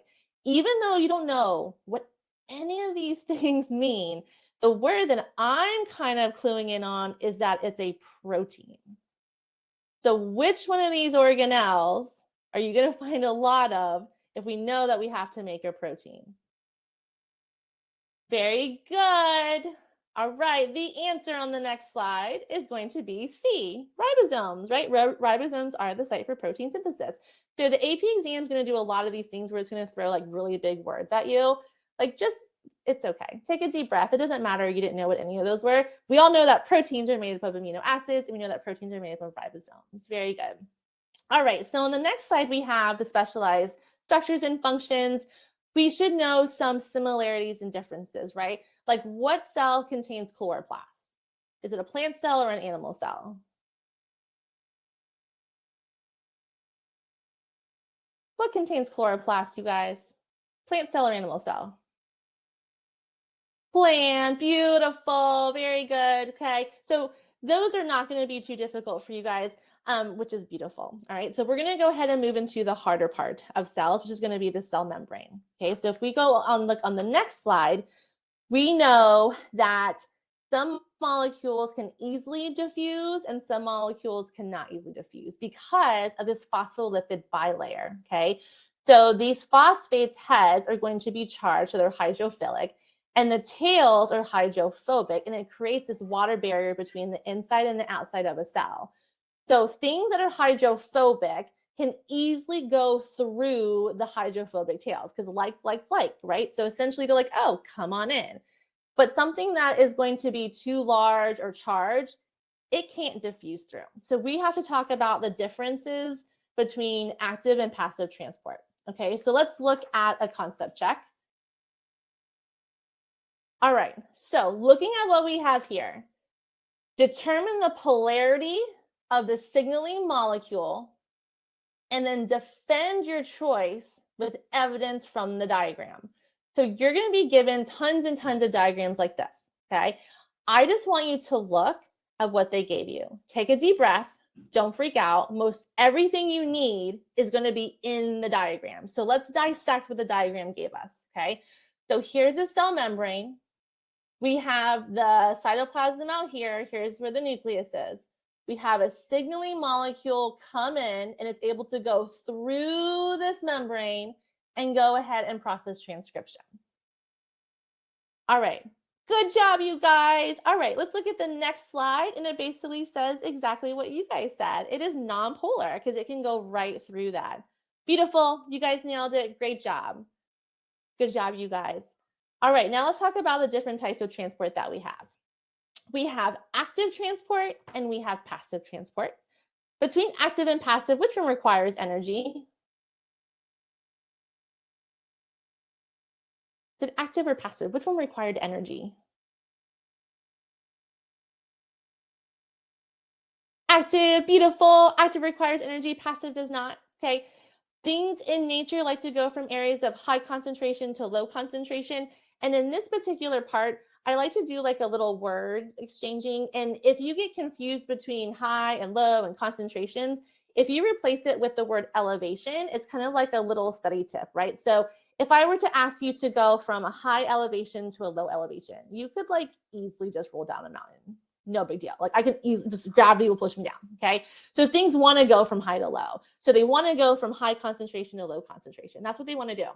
If I then asked you to go from the lower elevation and I asked you to push a rock to the very top part of that elevation, that's going to require a lot of energy. So active transport is going from a low concentration to a high concentration, kind of going against it. Whereas passive transport, you're just rolling down the mountain. There's really no energy involved. And there are going to be 3 different types of passive transport that you need to know. You need to know diffusion, facilitated diffusion, and you need to know about osmosis, okay? So with the diffusion, we're going to just have the simple movement of molecules from high concentration to low concentration. Some things are a little too big and they need like a little help to come in. So we're going to use proteins that are going to be embedded in the cell membrane to let those big things in, and that's called facilitated diffusion. And then we're going to have osmosis, which is going to be the movement of water. Okay, so water likes to go from areas of high concentration to low concentration. So on the next slide, we're going to talk about the 3 different types of tonicities that we have. We have hypertonic, isotonic, and then we're going to have hypotonic. Okay, so I know that this can kind of get a little tricky, but I'm going to try to give you as many like tips and tricks that I can. Okay, so things to remember. Water is going to move from areas of high concentration, or we say water potential, to low water potential. Okay, and I would know these definitions right here. Hypertonic is the side that's going to have the most solute and less water. Hypo will be the opposite, less solute, more water. And iso is equilibrium. Things are going to be stayed the same. Okay, water will always go from hypo to hyper. Always, in every situation that you can, because it's going to go from high concentration to low concentration, okay? So if we're going to put a red blood cell, say, into a hypotonic situation, we're going to have a bunch of water like rushing in, and then the cell is going to essentially swell and it could explode. But if it's a plant cells want that. We call it turgid. Our cells like to be in an isotonic state where we kind of have equal movement going in and out, and that's kind of a misconception. A lot of students think that in an isotonic state, you have no movement, but it's no net movement. So you have one molecule moving out and one kind of moving in. Hypertonic is when you're going to have water essentially like stripping and the water is leaving. Our cells are not going to like that. And obviously the plant cells are also not going to like that. But if you notice with the plant cell, they have a cell wall. So everything kind of just pulls away from the cell wall because the cell wall keeps its structure. And that's going through plasmolysis. All right, so let's go ahead and try a concept check. So these are these famous like YouTube experiments, and essentially you have solutes and then you're going to have solvents, and you have to kind of predict which way the water is going to move, okay? And so what you want to do between the two sides is you find the side that has the less solute and then the more water, and then it's going to kind of move into that direction, okay? So if we look at this particular situation, we have pure solvent on the left. So this is all water, okay?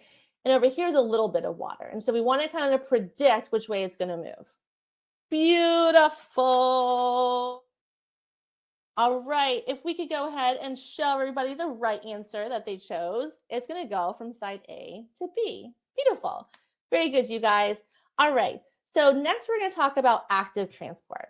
There are 3 types you need to know. So active transport means now we're going against what everything wants to do. So it's going to require energy. Endocytosis, exocytosis, and the sodium potassium pump. Which one means movement of something into the cell? Is it endo or exo? Which one means moving into the cell?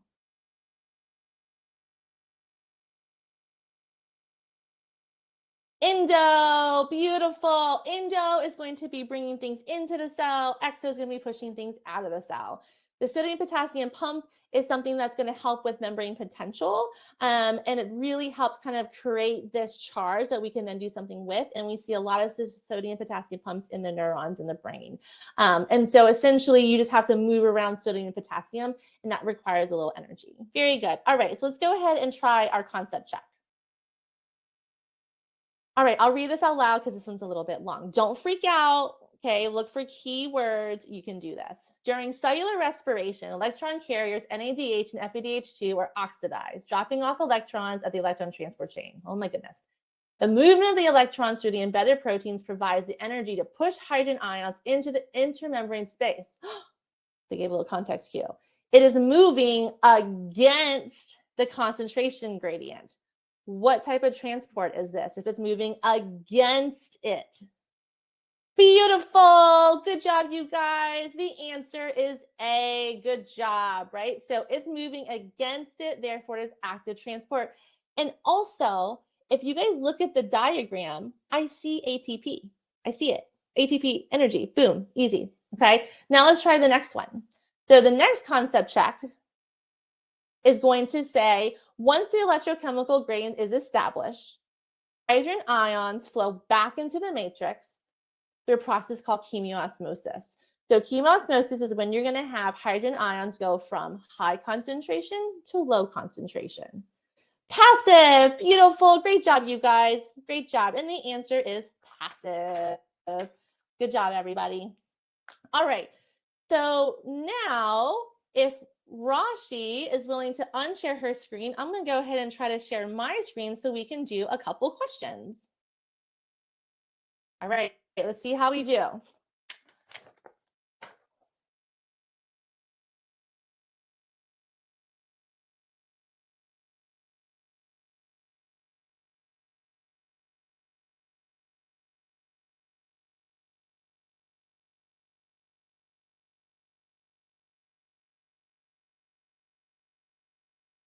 All right, let's see if we can do a couple of questions for Unit 2, you guys, and we are halfway there. How exciting!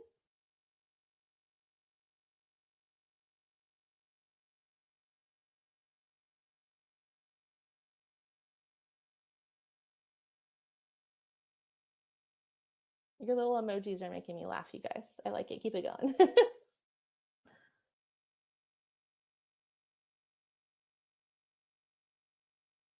Look at all those hearts. I love it.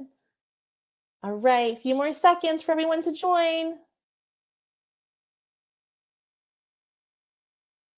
All right, 10, 9, 8, 7, 6, 5, 4, 3, 2, 1. All right, here we go. Let's see how it goes. All right, question 1. Which 2 organelles contain DNA that's separate from the DNA of the cell? So they have their own DNA. We talked about this one. Which one would it be?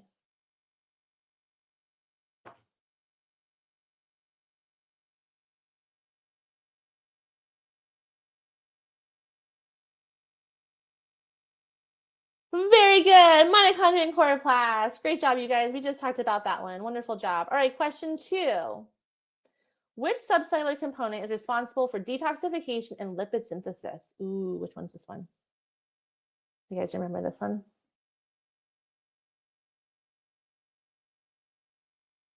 You find a lot of it in your liver.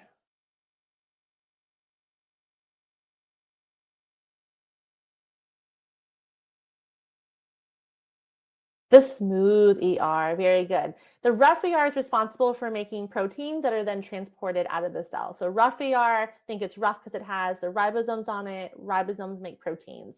And the ribosomes are bound to the ER, so they are bound to leave. Okay, so it makes proteins that leave. So that's why it is the smooth ER. Which subcellular component is found in both prokaryotic and eukaryotic cells?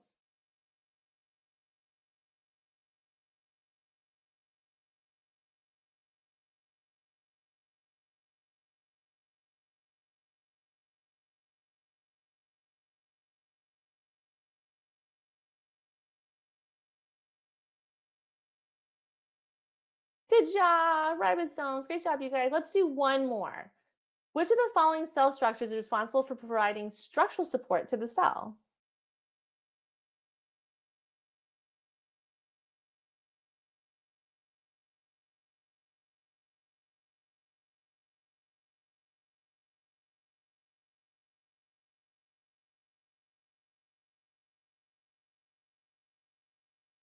Good job. Cytoskeleton is the cell's skeleton. Exactly. It helps provide that nice, beautiful support for it. Great job, everybody. You guys are awesome. All right. So we're going to take a little stretch break. So just take a moment. We are halfway there. You guys are doing phenomenal. Okay. We've done units 1 and 2 now. Okay. Take a moment, have a sip of water, have a nice little stretch.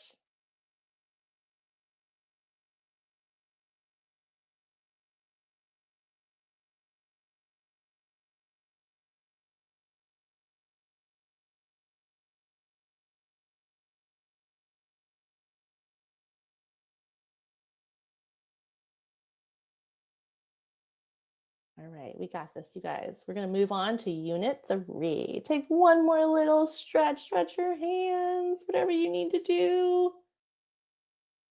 All right, my loves, here we go. Unit 3 is cellular energetics. It's going to be enzymes, it's going to be photosynthesis and respiration. Lordy Lou, we got this, okay? Usually this is the toughest of the 4 units, but if anybody can do it, you guys can do it, okay? So we're going to go ahead and have Rashi quiz you on your vocab. Okay, so just like the last few times, I'm going to read out some definitions and I want you guys to type in the chat what word you think they mean. So the first definition is the breakdown of organic molecules producing usable forms of energy, such as ATP.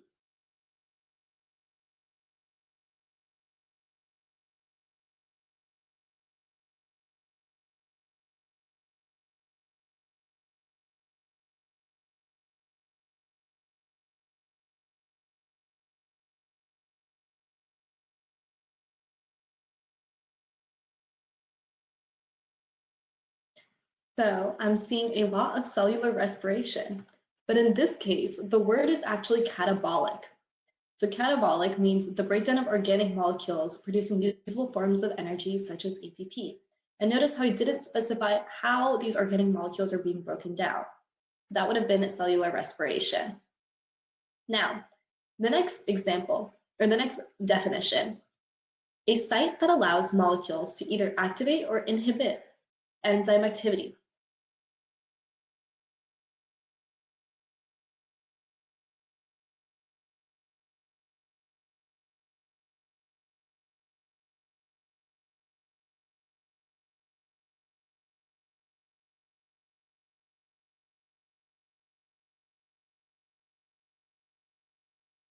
So I'm seeing a mix of active and allosteric site. So in this case, it's allosteric site.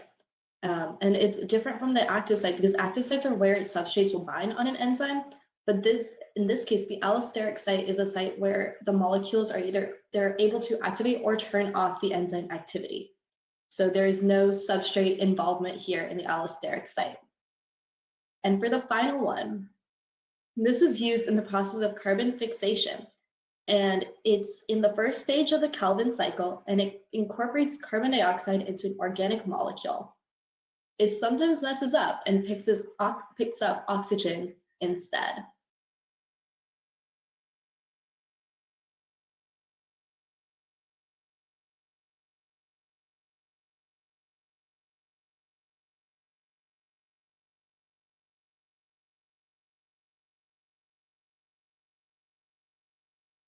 Yep, you guys are right. So this is Rubisco.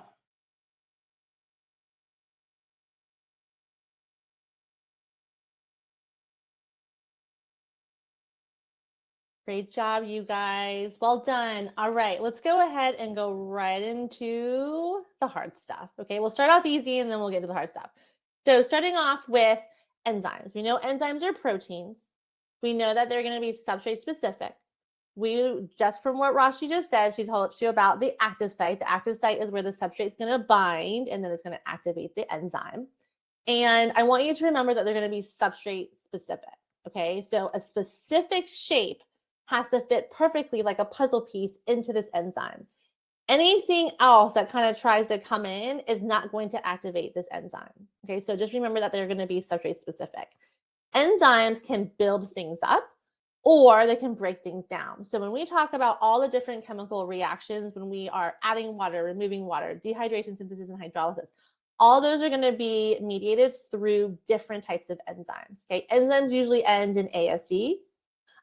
So they are going to be able to, like I said, break things down and build things up. And so there are two terms I want you to know: the difference between catabolism and anabolism.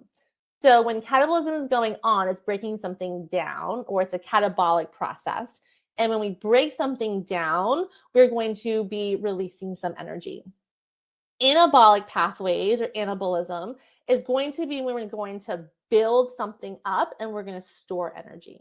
Okay, so when we go from ADP to ATP, we're going to be building, storing energy. That's an anabolic pathway. When we're going to be breaking something down, ATP to ADP, we're going to be releasing energy. Okay, so two processes that we usually talk about are photosynthesis and respiration, right? In photosynthesis, we take energy from the sun and we store it in those bonds. And so that's an anabolic pathway. Catabolic would be like respiration, right? We're now going to take the energy that's stored and we're going to go ahead and release it. And so like my little silly way of remembering is going to be like thinking about a breakdancing cat. Like it would just be cute to have a breakdancing cat. And so you can think about breakdancing. So breaking down is catabolic. And then I think about a builder and her name is Anna. So Anna the builder. So breakdancing cat and then Anna the builder. All right, so enzymes are going to be able to speed up chemical reactions, and they do that by lowering activation energy. Activation energy is the energy required to start a reaction, and you can see from this graph, I'm sure you guys have seen this graph like a million times. Essentially, with the use of an enzyme, we're going to be lowering the activation energy that's going to speed up the actual process. Enzymes can be reused over and over and over and over. And so I also want you to remember that. Okay, so far I want you to know that enzymes are proteins. They are substrate specific. They speed up chemical reactions by lowering that activation energy, and they can break things down or build things up. Now, there are some terms that you need to know. We can't always have an enzyme on because that would be really, really, really wasteful, okay? And so we have different types of inhibition, okay? And so we have talked about an active site already. So the active site is where the substrate's going to bind. But there's also another site that's kind of like on the opposite of the active site called the allosteric site. And so this is called allosteric regulation, where we have a molecule bind to the allosteric site. And so this creates what's called competitive versus non-competitive inhibition. So competitive inhibition is when you have a molecule bind to the active site, and then it physically competes with the substrate trying to come in. Like the substrate's coming in, it's like bling and it bounces off. Okay, it's physically competing. So competitive inhibition is when you have a molecule bind to the active site and competes with the substrate. Non-competitive inhibition is when you have a molecule that binds to the allosteric site, which is the site that's on the other end of the active site. And when that is bound, it changes the shape of the active site. So now when that substrate comes in, it doesn't fit perfectly anymore. Okay, so that's non-competitive inhibition. So again, competitive inhibition, we have something bind to the active site, physically competes with the substrate. Non-competitive means it's going to bind to the allosteric site, changing the shape of the enzyme, and now it just can't bind anymore. Okay, so now we're going to go ahead and we're going to have Madison do a concept check with you and see if you can really pick that out in a particular pathway. Perfect. So as you see here in concept check 1, there's a diagram, and we're asking you what type of inhibition is being exhibited in the diagram above. And whatever one you choose, please justify your answer. I'll give you guys about 30 seconds to answer this question.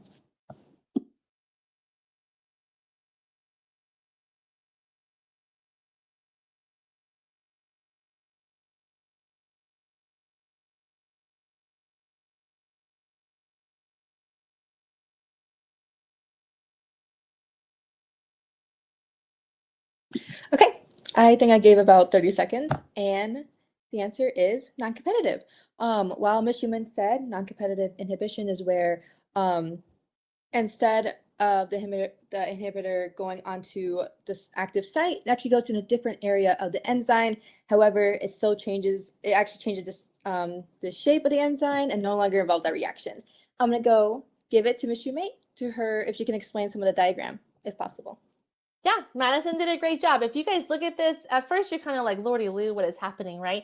But if you guys kind of follow it on the bottom and you kind of go left to right, we kind of see that we have a substrate, and kind of falling on the green, that goes into an enzyme. We create another substrate that makes another substrate. This is like every single metabolic pathway in the entire world, right? And then eventually you have this end product that binds to the allosteric site, which will change the shape. And you can see it right here. It no longer fits in it. So that's non-competitive. You guys did a phenomenal job. Great job, you guys. I'm very proud of you for that one. All right, so now let's have Madison go over another concept check with you guys. Perfect. So this next concept check is discussing the emission of light from fireflies. So I'll read it to you really quick. Fireflies emit light when the enzyme luciferase catalyzes a reaction in which a substrate, the luciferin, reacts to form exoluciferin and other products, which is shown below in figure 1, which shows you reactants and therefore the products. In order to determine the optimal temperature for this enzyme, scientists added ATP to a solution containing the luciferase, and other substances needed for the reaction. They then measured the amount of light emitted during the first 3 seconds of the reaction when it was carried out at different temperatures. Okay, So, I want to add something to this. This is very typical, you guys, of every FRQ and multiple choice. They're going to give you like 12 million paragraphs to read, and you're going to be like intimidated. Like think of all those big words that Madison just said, like, oh my goodness, right? So here's my little tidbit of information for you, okay? I am telling you that if you just look at the figure without any reading and take a deep breath, you're going to be able to answer 95% of the question without having to read any of that background information. So you have to get really good at context clues. So like when I look at this, I go, okay, first thing I'm going to do, I'm going to not freak out, and I'm going to go, they're going to use big words, whatever. That doesn't freak me out, okay? Second thing I'm going to do is say, what are they showing me? So if I look at the figure, look at the caption. If it was a chart, I would say, look at the title. And it says, light is emitted as a result of the reaction catalyzed by an enzyme. And that's what I would read. I can't even say luciferase 10,000 times, right? ACE, we know it's an enzyme. So we literally going to say, light is going to be emitted as a result of this reaction happening. And if you look, you're going to read this left to right. This thing binds to oxygen and ATP, and the enzyme is going to go ahead and do something with it, and we're going to produce light. And that's exactly how I'm going to go ahead and read it, okay? So don't freak out when you guys see big words, long paragraphs. I want you to look at the diagram and say, what are they giving me? And just answer the question, okay? So let's see if you can answer.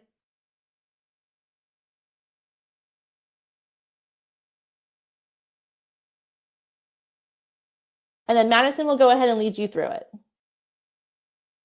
Perfect. So I'll give you guys about a minute just to answer these two questions, and we'll go from there.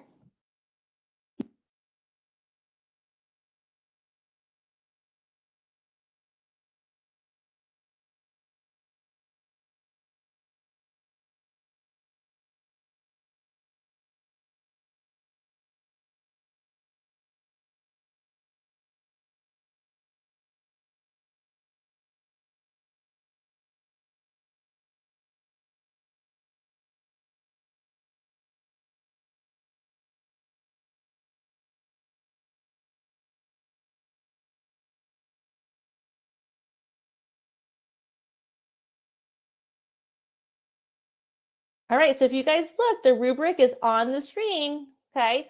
So hopefully you can see essentially that the first one is just going to talk about an enzyme. That's it. It just wanted to know the structure. It didn't care anything else except the basic structure of the enzyme. And then the second question said, identify the dependent variable. Well, it talks about emitting light. So they're measuring light. That was it. Nice and easy, okay? On the FRQ, whenever it says to identify, just say the answer. You do not have to put it in a complete sentence, okay? All right, so Madison's gonna go ahead and read to you the next two because it looks like some of you guys says essentially that's a little blurry. So if Madison, if you could read C and D to them. Perfect. Before I go to the next two questions, I just want to let you know, if you guys are confused with what independent versus dependent variables are, independent variables are the variables that are not being changed throughout the experiment, lab, whatever observation you're taking. And dependent variables are variables that are being measured and affected over time, just so no one's confused about those two terms. Great. So the next two questions for concept 2 is C is going to ask you to state the null hypothesis for the experiment, and D is saying that a student claims that as temperature increases, there will be an increase in the amount of light given off by the reaction in the first 3 seconds. Support the student's claim. I will give you guys 30 seconds and I will give you the answers for both questions.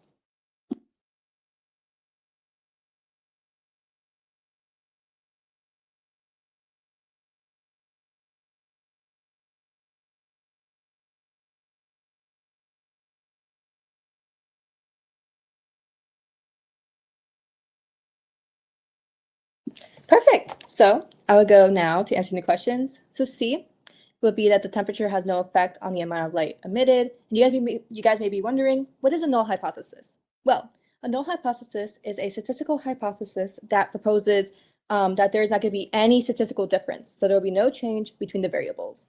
So when you get asked, what is a null hypothesis, you'll be expected to kind of answer in a way as you're kind of not discussing any effects or any results to be made that are significant. Then for D, which is the student claims that the temperature increases and support the student's claim of that. It shows that higher temperatures increases the frequency of collisions and interactions between the molecules, resulting in an increase in reaction rate, meaning that as temperature rises, there will be more kinetic energy between the molecules and therefore the increased rate. And the second answer states that the higher temperature results in a change to the active site that enhances substrate binding. Additionally, when there's high amount of temperature, there will be more enhancement on the substrate binding, which is where the connection between the substrate and the active site is being made, and it kind of shows that the enzyme can possibly denature due to the high temperatures that are being proposed. And now I'll give it off to you, to Ms. Shoemake. All right, great job, Madison. Thank you. All right. So I'm glad you guys were able to go through for your first FRQ. And what I wanted you to realize is if we didn't read any of that, we were still able to answer all the questions. Okay. So maybe my method of madness is not so crazy. This idea that we just wasted 3 minutes reading these crazy big words when we answered all of them from the diagram. I'm not saying that that's going to be able to be what you can do for every single one of them, but I want you guys to recognize that every minute of this AP exam is very detrimental, okay? So you don't want to read these like huge paragraphs and then get lost in the big words, because I'm an adult and I am a scientist, and when I read these big words, even my head has to process it down. I've now wasted a couple minutes. So my tip for you is when you guys get an FRQ and a multiple choice, if it has a diagram or an image, I want you to look at that first, okay? You go right into that image or diagram, ignore everything else, you take a deep breath, you read, there's always a caption or there's always a title, and you say, what are we breaking down? What are we actually looking at? And I would look at this and go, okay, this binds with this, and here's this enzyme that pushes it all together, and I get this stuff, and it tells me it emits light. Cool, great. Who cares that I don't know what luciferin and oxo? I don't care what that is, whatever. They're just different molecules, but I can see that it produces light. So I'm able, it says describe a characteristic of the enzyme. Ignore the fact that the name is in there. Describe a characteristic of an enzyme. Enzymes are substrate specific. Done, okay?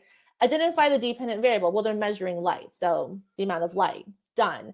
State the null hypothesis. I know the null hypothesis always says that there's no difference. The variable makes no difference. So we would say it makes no difference, okay? And then we are going to go ahead and just support a claim. So I just want you to remember those things when doing your FRQs, okay? Don't freak out. They're going to give you the biggest words possible. So just break it down. Make it super simple for yourself. So continuing our discussion with enzymes, I want you to know that enzymes are going to have very specific conditions in which they prefer, okay? So we kind of all talked about, you know, like enzymes liking specific temperatures and pHs and salinities. And so they are very specific. And when you take an enzyme out of its happy zone, I'm calling it the happy zone, but it's called the optimal zone, then the enzyme's not going to be as efficient. It's going to start to break down, and the breaking down of an enzyme is called denaturation, okay? Yes, our enzymes can go ahead and refold back up if it's not too denatured, essentially. And so let's look at a couple of variables. Here's the effect of temperature on enzyme activity. So if you're looking at this graph, you can see that there is optimal conditions, right at the peak right here. That is the temperature that it prefers. But what I want you to remember, because a lot of students have this misconception, is that they'll always say the higher the temperature and the enzyme's going to denature because it's just going to break down. But think about those enzymes that are in like hot springs. They kind of like higher temperatures, right? And some enzymes like colder temperatures. So instead of always saying that the hotter it gets, it's going to break down, I want you to use the words that enzymes have optimal conditions. And when they are removed from the optimal condition, they're going to start to denature and break down. So when we say denature, that means that those bonds that keep our protein together start to just break. And when you start breaking those bonds, then they're changing the structure. And we know when you change the structure, you then change the whole function of the enzyme. It's no longer going to be efficient until we reach that optimal condition. Think about like when you have a temperature and you're like not feeling good, like you're like, oh, I'm sick.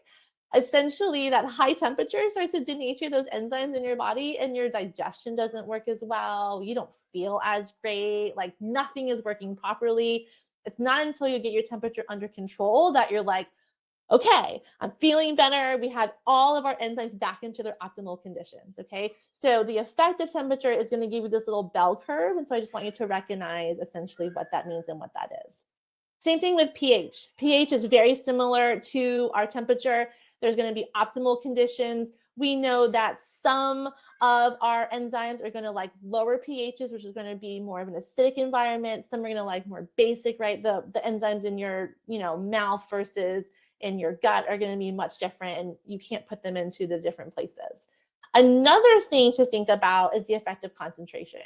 So if you're asked an FRQ question about an environmental factor that can influence enzymatic activity, your go-tos are going to be like temperature and pH, okay?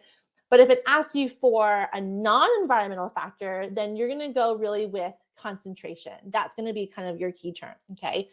So I want you to think about like if 5 of your friends got together and you had one pizza, and you'd probably eat it all within like a minute because there's 5 of your friends and then the pizza. I want you to think about the people as the enzymes and the pizza being the substrate, okay? Now, if I have 100 friends together and one pizza, it's going to be totally eaten within seconds And then everything just is going to kind of like level off because there's no other work to be done, right?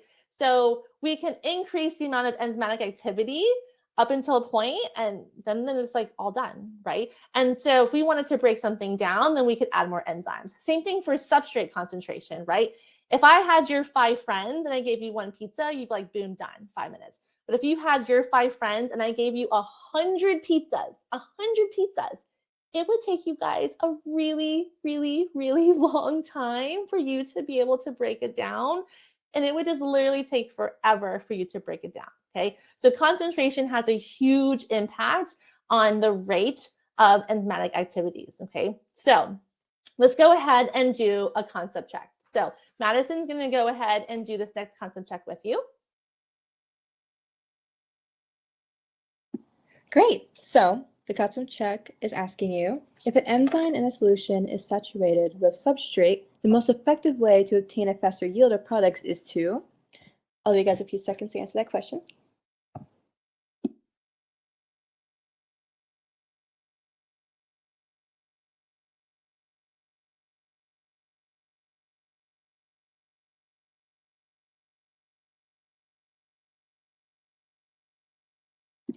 And so I'm looking at the chat, and yes, you would need to add more enzyme. Adding more enzyme can help bind to access substrate, which can further metabolize which can further metabolize for the yielding of the products. Very good. All right, let's go ahead and move into everyone's favorite, photosynthesis. At least I know it's my favorite of all the reactions, okay? So we know that photosynthesis and respiration are going to be reactions that we say are going to be coupled, right? So essentially, you're going to have in photosynthesis the storing of the light energy into a chemical bond, and then respiration is going to be the release of it. And those two reactions are going to be connected. So we say that they're going to be coupled, okay? And so let's go right into photosynthesis. So for photosynthesis, I want you to know that it's going to store energy. So it's an anabolic process. And it requires light to happen. So we say it's a non-spontaneous reaction. That's just kind of like another term that we throw in there. Non-spontaneous means it requires energy from the outside for it to start, okay? And so in terms of photosynthesis, you kind of have to understand this idea that we're going to be able to do these in those organisms that contain chloroplasts or are autotrophs, okay? So our autotrophs are going to take the energy from the sun, store it into bonds, and then as a heterotroph, we're going to release that energy and use that for something that we can actually do with. So here's kind of the overall process of photosynthesis. It is going to be 2 steps. We have the light-dependent reactions, and then we have the Calvin cycle, which is also called the light-independent reaction, which is also called the dark reactions. Oh my goodness, they all mean the exact same thing, okay? So this first step requires light. I want you to know that the first step is going to be within these thylakoid membranes. And so the thylakoids are these little stacks that you see within the chloroplast itself. And a stack of thylakoids is called a granum. And I think about things like, you know, my grandma makes me a stack of pancakes. So the granum are a stack of the thylakoids. And the process is going to occur all along those membranes. Then we're going to have some products that are then going to be used to drive and it's going to be pushed into the stroma, which is the fluid inside of the chloroplast. And that's where the second step is going to happen, which is the Calvin cycle. Okay. So let's go ahead and go through these processes. And I'm going to try to go at a pace that everyone's okay with. And if you need me to slow down, then just let me know, okay? So let's talk about step 1 at step 1 first. And I kind of get like really excited about this. So like, don't judge me, okay? All right, so step 1, light dependent. So you can see right here, it looks like a phospholipid bilayer because it is, right? So it is going to be the thylakoid membrane. And all of the light is going to be essentially captured by what are called photosystems. Photosystems is a reaction area that is going to have all the pigments. Pigments are molecules that are going to absorb different wavelengths of light. And we have different types of pigments that prefer specific wavelengths of light. We organize them into the reaction center, okay? In the reaction center yourself, we're going to have enzymes. We're going to have special chlorophyll A molecules that are going to absorb this wavelength of light. And then we're going to kind of just absorb it. And so here's the whole process. And it can get a little intimidating and a bit scary, but we're going to break it down just step by step. Okay, so let's go ahead and let's go through each of the processes. So again, this is just step one. Here's like the fancy diagram that you guys might be used to, but I have like broken it down step by step. And so I'm going to kind of just go ahead and tell you my way of remembering it. So if you have a blank sheet of paper and you want to do this with us, it will be a way of remembering the entire process. But if you're someone that just kind of needs to focus along, then just focus along with us. And you're going to want to kind of do it quickly because we don't really have the time for me to wait for you to draw all of it. But again, you have access to these slides, okay? So I want you to think about the first part of photosynthesis like a story. And your job is to remember the story word for word, okay? Because once you remember the story that I tell you word for word, you essentially could draw it really quickly. And then any question I ask you about photosynthesis, you'll be able to tell from your drawing itself. Okay, so here is the setting of my story. Okay, I'm like setting the scene for you.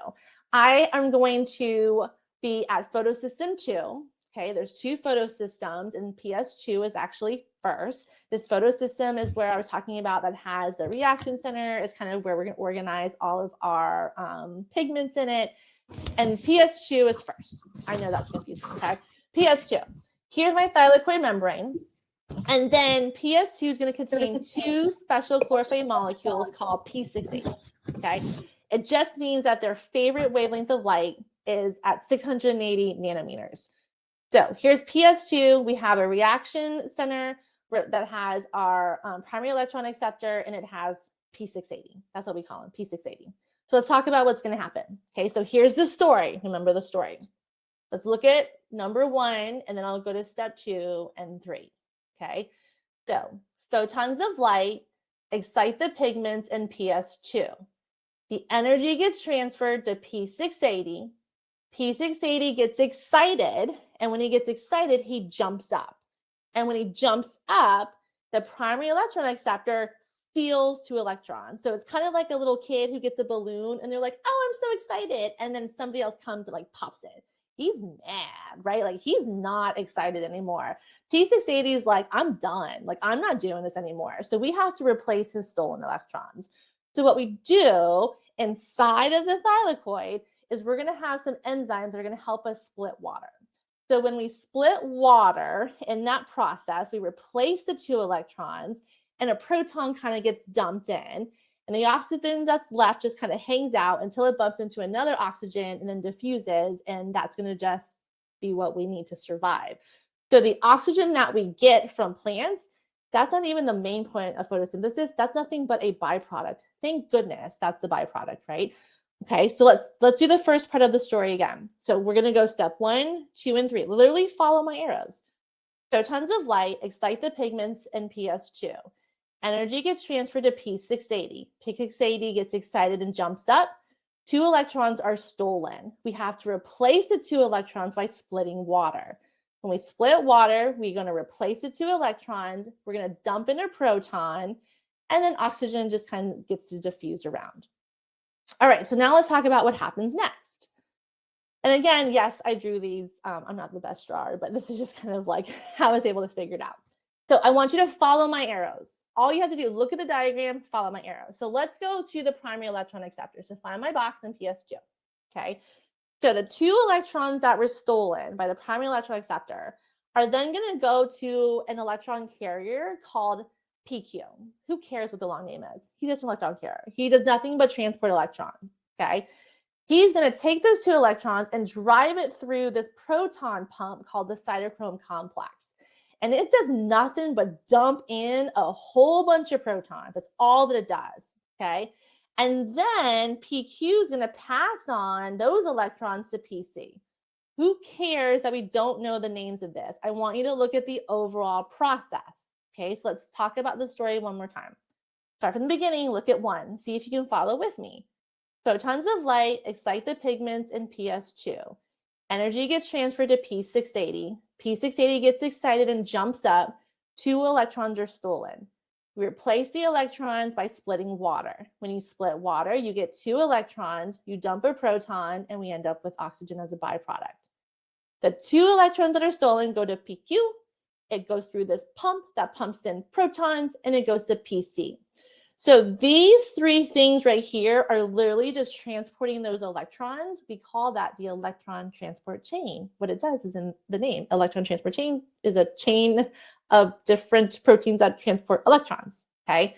Now, while all of this is going on, we have another photosystem called PS1. And PS1 is the same thing as PS2, except its special chlorophyll A molecules are called P700 because it likes the 700 nano wavelengths of light, okay? So while this is going on, right, everything's happening, we're going to have photons of light excite the pigments in PS1. All of that is going to get transferred to P700. The same process happens. P700 gets excited. The 2 electrons are now going to move into the prime electron acceptor, okay? Then our P700 is now sad. We have taken his electrons, so we have to replace his electrons. And for this one, right next door to him is PC. PC is just holding the electrons, and so he sees that P700 is upset, and he's like, chill, it's okay, and goes boop, and just hands it over, okay? So I want you to know that that's a difference between PS2 and PS1. In PS2, when P680 got the electrons stolen, we split water. And PS1, the same process is happening, except we're going to replace his electrons by PC. Okay, so now the 2 electrons at the electron acceptor in PS1 are going to go to another carrier called FD. Ignore the names, okay? And FD is going to use those electrons to activate an enzyme called NADP reductase, creating an energy molecule called NADPH, okay? And in that process, it dumped in a proton. So up to this point, we have had protons get dumped in 3 times. And you should know the 3 different times they got dumped in. The splitting of water through that special pump and the creation of NADPH, okay? So now we have a super high concentration of protons on the inside. Like it's super, super duper high. It's like busting at the seams. So what's going to happen is all those protons are going to want to leave. And the only exit we have is an enzyme called ATP synthase, which creates ATP. So all those protons are going to go from an area of high concentration to low concentration. And it's going to diffuse through this enzyme creating ATP, bringing the protons back to the outside so that the whole process can happen again and again and again and again and again, okay? So now, let's see if we can say the whole story again. So let's start from the beginning, and let's see if you can say it while I say it, okay? Here we go. Protons of light excite the pigments in PS2. Energy gets transferred to P680. P680 gets excited and jumps up. 2 electrons are stolen. We replace the electrons by splitting water. When you split water, you replace the electrons, you get a proton, and then you get some oxygen. The 2 electrons go to PQ, they run through a pump and end up at PC, and we dump in more protons. At the same time, you're going to have photons of light excite the pigments in PS1. Energy goes to P700. P700 gets excited and jumps up. 2 electrons are stolen. We replace P700 electrons by PC, right? The dude just goes, boop, there you go. Those 2 electrons then go to FD. We then are going to run it through this enzyme creating NADPH. Now we have a super high concentration of protons that want to leave, and they're going to diffuse through this enzyme creating ATP. This movement of protons is called chemiosmosis. Osmosis is the movement of water, movement of chemicals, right? The movement of those protons are going to create ATP. So what I want you to know is that the 2 products created from the first step of photosynthesis are ATP and NADPH, okay? Those 2 products are needed for the next step of photosynthesis to occur. It just kind of gets dumped into the stroma, which is the cytoplasm of the actual chloroplast itself, okay? Now, for the next step, we actually are going to need more ATP than we do NADPH. So what's going to happen is ATP is produced from the movement of protons. So what we're going to do is we're going to go through what's called the cyclic electron flow. So instead of my 2 electrons going to FD and then activating NADP reductase to create NADPH, that's just a waste. It's going in one direction. Instead, we just go backwards through that cytochrome complex pump, and we just pump in. We go pump, pump, we go over and over and over. It dumps in the protons. Now we have a high concentration. Chemiosmosis wants to happen, and we're going to run right through creating more ATP. Okay, so I need you to know that NADPH essentially is going to be created through this electron transport chain. And ATP is really created through that movement of chemicals, which is called chemiosmosis. Okay, that's step 1, right? That all requires that movement of light. Step 2, I know it gets like a little scary, but like, don't be scared, okay? So what's going to happen for step 2, this is called the light independent reaction. So for this part, it's going to be in the stroma. We no longer directly need light for happen. We just need that ATP and NADPH. This looks a little scary, but I want you to take a deep breath, okay? So the point of this is to create essentially a little baby sugar. And we know that plants are going to create something called glucose, and that's how it's going to store its energy for when it needs to be able to break something down, okay? So a baby sugar is called G3P. Who cares what it stands for? Okay, a G3P is a cute little baby sugar. 2 G3Ps are going to give us 1 glucose, okay? So what happens is you have an enzyme called Ribisco, okay? Ribisco is going to combine 3 CO2 molecules, and it's going to end up, and that's called carbon fixation. So 3 CO2 is going to bind to this enzyme, and we're going to create a molecule that's kind of like big now, and we're going to use a little ATP, a little NADPH, and we're going to just rearrange the molecule, okay? So when we end up rearranging the molecule, we're going to break off a little baby sugar, and then we have to restore our molecule back to a phase where it can now accept more CO2. So we just kind of have this cycle going over and over and over through this enzyme called Ribisco that's going to be able to combine the CO2 to the actual molecule itself to create this little baby sugar. And that's the whole point of this whole thing, okay? And in order to regenerate our original molecule so that it can accept CO2, we have to use a little more energy, because every time we break something down or build something, we know that's going to require energy. Okay, so that's the second part. Okay, so that's photosynthesis. The other thing I want to go over also about Ribisco is that Ribisco is a very, very old enzyme. It's been around for like a really long time. And so what can happen is Ribisco can actually bind to oxygen in addition to CO2. And so we have a structure on the bottom of a leaf that can open and close. And what's supposed to happen is we're supposed to have oxygen leaving, and we're supposed to have CO2 going into it so that the CO2 can bind. And that's why plants need us to talk to them, right? They use the CO2, they pulled out of the atmosphere in order to create the sugar for themselves. And so does anybody remember the little structure under a leaf? It looks like a mouth. What was the structure under a leaf that controls gas exchange? It looks like a little mouth. Does anybody remember? What are the little mouths under leaves called? Yeah, the stomata. Very good. Good job. Yep. Did you guys know that that is one of my favorite all-time favorite science words? So part of my, I'm part Italian and the other part of me is Chinese. And so whenever I say stomata, I have to say it in like a real thick accent. So I always say like, it's the stomata. Like I just sounds like my family.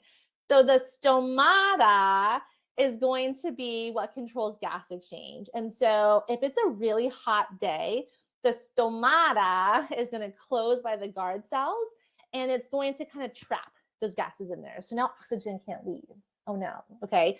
So when oxygen can't leave, we have oxygen bouncing around, and they can actually bounce around and combine to Ribisco. And so that is called photorespiration, which is not good. And so plants have to figure out a way to prevent oxygen from binding to ribisco, because ribisco is an old enzyme and he's like, come on in, it's fine. But if oxygen binds, it's going to end up making something that will break down the sugar and can actually kill the plant. Okay, so a couple of things that plants have done to prevent that from happening is they've been able to partially close. So instead of opening all the time, it closes, or they change the time of day, like cacti are going to change the time of day. So those are just different ways to prevent from that photorespiration process from happening. All right, so let's go ahead and let's move on. Guys, I'm having some technical difficulties. Give me 1 second.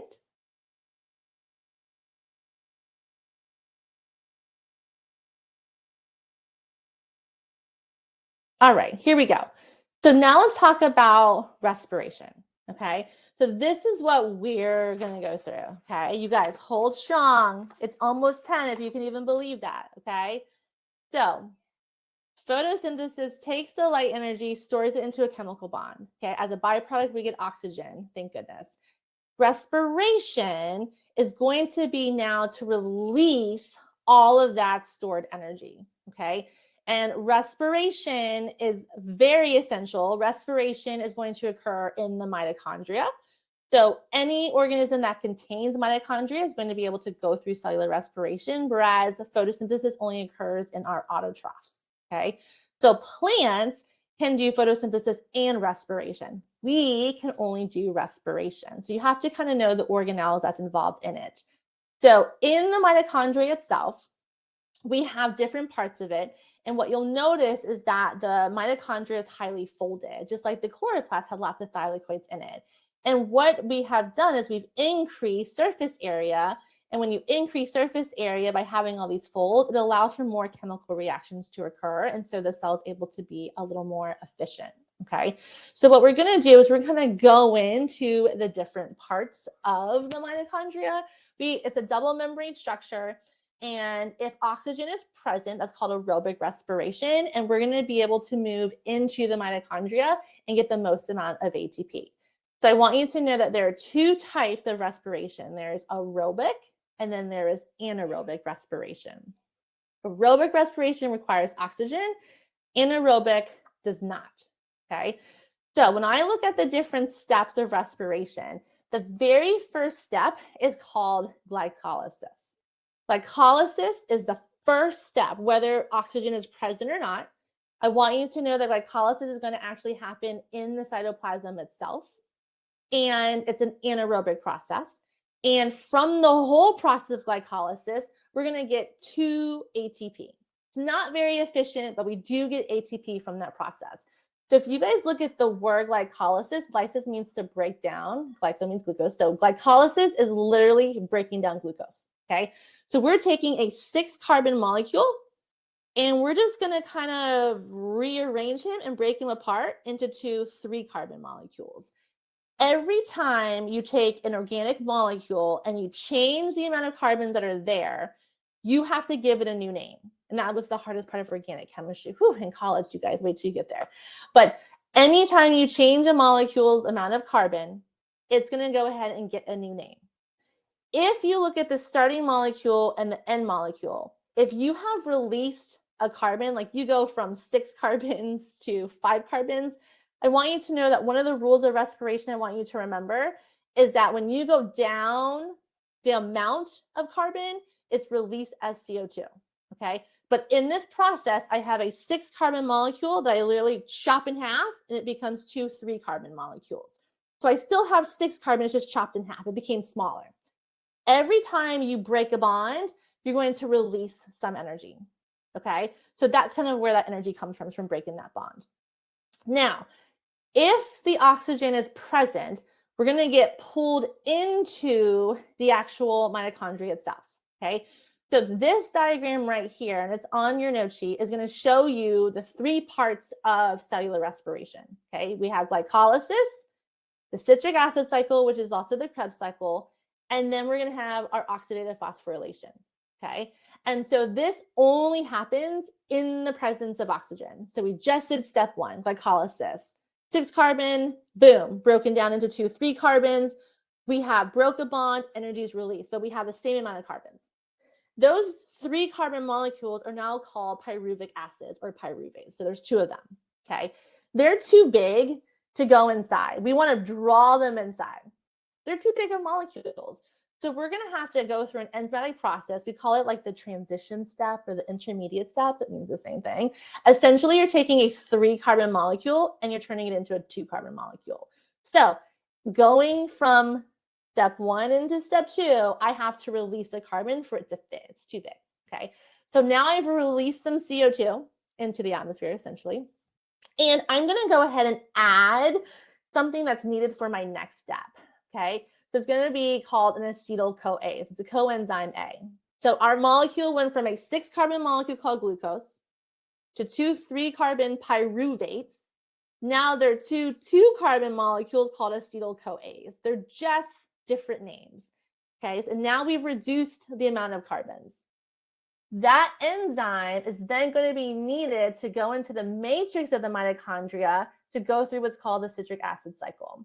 And in this step, we're going to be breaking down every single thing that's left.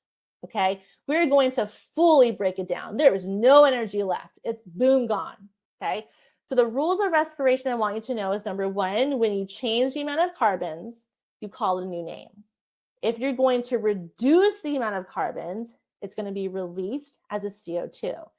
And the third rule I want you to remember is every time we break a bond and energy is released, we have what are called electron carriers to capture those electrons, okay? And our 2 electron carriers are called NAD and FAD. And I love that they kind of rhyme, NAD and FAD. Okay, so NAD and FAD are nothing more than capturers of any electrons that are released from a bond. Any energy that's released, we capture it up, okay?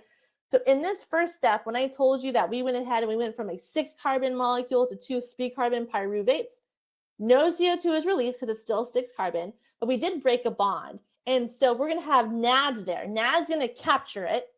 And now that he has gained an electron, we're going to call him NADH. He's going to take that and drive it into the inner membrane.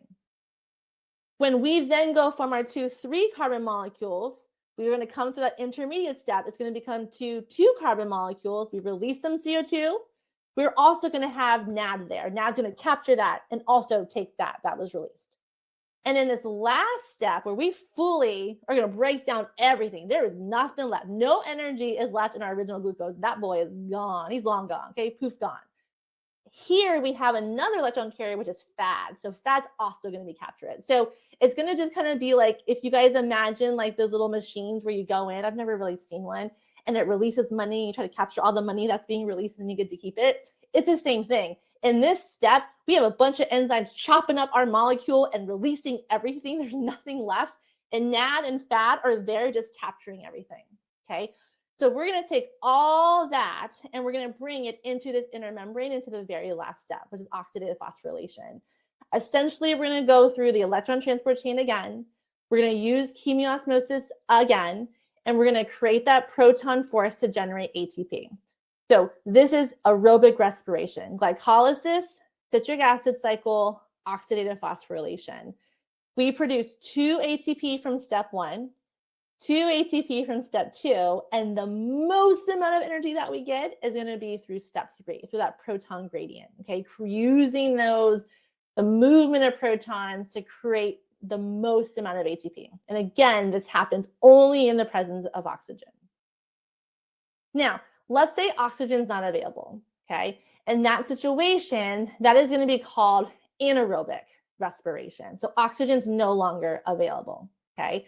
So in this situation, we don't get pulled into the actual mitochondria. We have to kind of stay on the outside. So imagine like you're running and all of a sudden you like feel like you hit a wall and you're grasping for air. You're like, oh my God, I can't breathe. Some of us, that happens in like 10 minutes and some of us happens like in hours. I'm not a very good runner. Sure, you guys are like way better runners than I am. But at some point you start grasping for air. At that point, you're in anaerobic respiration. You don't have enough oxygen moving those electrons into the mitochondria to generate that max amount of ATP. But you're not going to keel over because your body will tell you to stop. So then you stop, okay? So I just see somebody ask me how many ATP is produced in the last one. It's 32 to 34 ATP gets produce. So it's 2, 2, 32 to 34, okay? So in this step, what we're going to do is we're going to go through what's called fermentation. We have lactic acid fermentation, and then we're going to have alcoholic fermentation. So again, oxygen's not present, okay? We still go through glycolysis. That's the same process for aerobic and anaerobic. The difference is we're going to go through a series of enzymatic reactions that are going to regenerate NAD, so then he can then go back and continue to accept more and more and more electrons. So the point of anaerobic respiration is to go through glycolysis over and over, but you only produce 2 ATP at the same time. We go through what's called lactic acid fermentation. When we go through this process, one of the products is called lactic acid. And the lactic acid is kind of like when you feel the burn essentially in your muscles, even though it's also micro tears. Yeast and bacteria are going to go through alcoholic fermentation. One of their products of this process is going to be alcohol and CO2. So they actually go through like a reduction of the actual carbon itself. All right. So let's go ahead and let's have Madison do another concept check with you guys. Perfect. So I'm going to give you 3 minutes to answer this concept question, and it's asking you to use each of the following observations to justify the claim that glycolysis first occurred in a common ancestor of all living things. So you see the 3 observations below, and you have to justify the claim. I'll give you guys, once again, 3 minutes. So my time is currently 8 o'clock. So whatever your main time is at 31. We'll get back to you guys, and I'll go over the answers.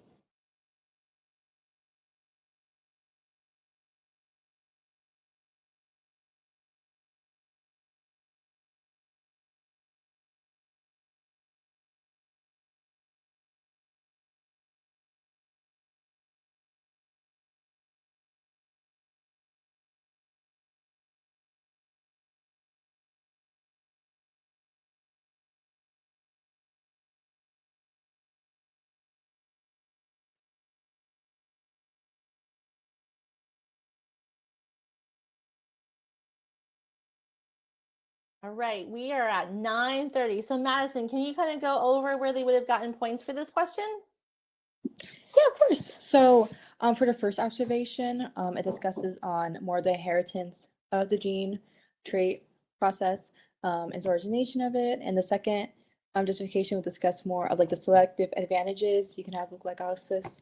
And the second observation then kind of discusses further on the origin of glycolysis, the predates to like the free atmospheric oxygen / photosynthesis, since anaerobic conditions mean that there's like no that oxygen is not appeared more within like the production photosynthesis. So in simple terms, there's no oxygen, what it means for anaerobic. And lastly, for the last observation, where it discusses cytosol, which is the type of fluid in cytoplasm. It will discuss once again the origin of glycolysis, predating to the cell types with the memory-bound organelles. Very good. Great job. All right. We are going to take a mini stretch break. You guys, we have 1 unit left. Have a nice little stretch. That was the hardest one. I know. Okay. We didn't have time to do the practice quizzes, but once you guys go into your Fiveable and you click on AP Bio, you can take all these questions. All the questions are there for you. It's the same questions that I pulled from. Okay. All right, so let's take a little break. You guys are doing an amazing job. I'm very proud of you, okay?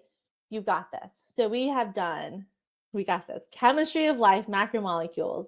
We talked about cells, and then holy moly, cellular energetics. Luckily, you guys, this is the easiest part. Thank goodness. And this will be the quickest part, okay? So we're going to go ahead and go right into cell communication, the very last part. You can totally do this, which is unit 4. So for unit 4, it's kind of a smaller unit, and a lot of times your teachers usually do this in like 2 days because it's kind of like really easy. And so here are the key vocab. So I'm going to go ahead and ask you which one of these words, let's see, let me pull it up. is going to be the first stage in mitosis. What is the first step or stage of mitosis? Does anybody remember?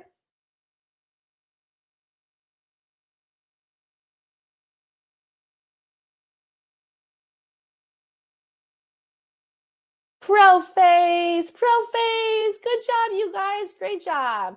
Okay, so prophase. What's the next step? What happens after prophase?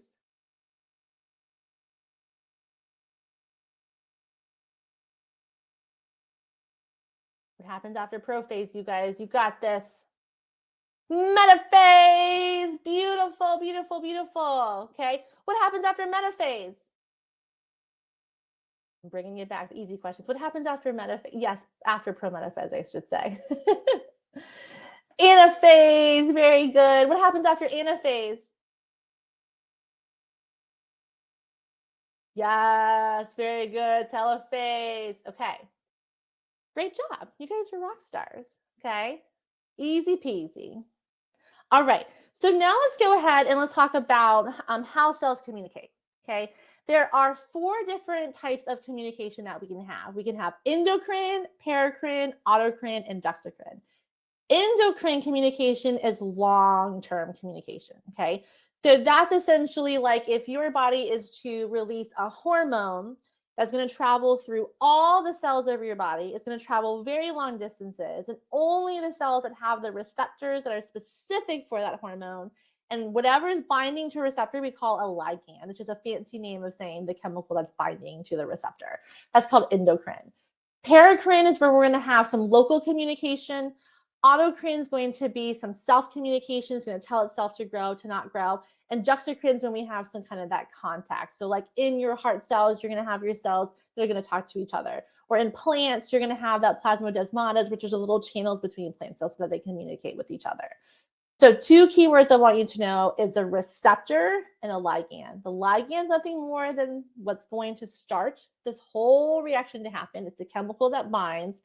The receptors are going to be what the ligand is going to bind to. So when we receive information from the outside and we need something to happen on the inside, that's called a signal transduction pathway. And it's going to occur in 3 steps. We have reception. We're going to receive that information. Signal transduction is nothing more than a series of enzymes activating other enzymes to essentially turn other things on. And then we're going to get some sort of response that's going to happen, some sort of response, okay? So my idea is like if someone was to ring the doorbell, you're going to hear the signal, and then someone's going to come to the door, and maybe it's like your best friend that's like, hey, can you get so-and-so? And then your mom's like, hey, so-and-so's here. That amplification, that's sending that signal is the transduction. And then there's going to be a response. Like you're either going to be like, I'll be down in a minute, or like tell them to go away, however you're feeling. You know what I mean? So that same thing happens in the cell. So we're trying to get information from the outside of the cell to inside of the nucleus so that something can actually happen. Okay. And so that is going to be your signal transduction pathway. How do we get our cells to communicate from external things to the actual inside itself? Okay. So cells are going to communicate with themselves, and they're going to communicate with others as well. All right. So let's go ahead and let's talk about what's called feedback. Okay, so feedback happens within organisms that want to maintain homeostasis, right? So sometimes we're going to have to respond to things in a certain way. Sometimes it's going to be amplification will be how we're going to respond. And so what I want you to know is the difference between a negative feedback loop and then a positive feedback loop, okay? So a positive feedback loop is amplification. When we receive information from the outside that we need to continue to do something in one direction, that's considered positive feedback, okay? Negative feedback means we're receiving information from the outside and we've kind of gone beyond a point and we have to come back to it. So it's kind of like, ooh, we fluctuate. We kind of go up and down, okay? And so we receive the information and the response will be go up and down. That's going to be negative feedback, and positive means just keep going.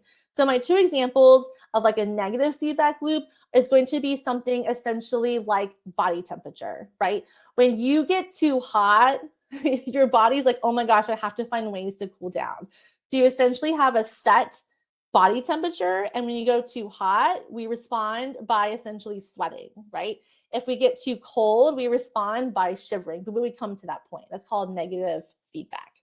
Positive feedback is just full-on amplification, okay? So the example is going to be like the ripening of fruit, right? So you've never had a banana go from green to brown and then go back, because that would never happen. But that one movement beyond a set point is called positive feedback. So those are kind of different ways that we can respond to communication from outside. All right, so now I want to talk about the cell cycle, okay? So cells, we know, grow, and they have to be a certain size. So cells can either divide or they're going to die. So cells are going to go through what's called the cell cycle. And most of the time, your cell is just growing in what's called interphase, okay? Does anybody remember the 3 parts of interphase? There were 3 parts of interphase. It's also in the diagram. What are the 3 parts of interphase?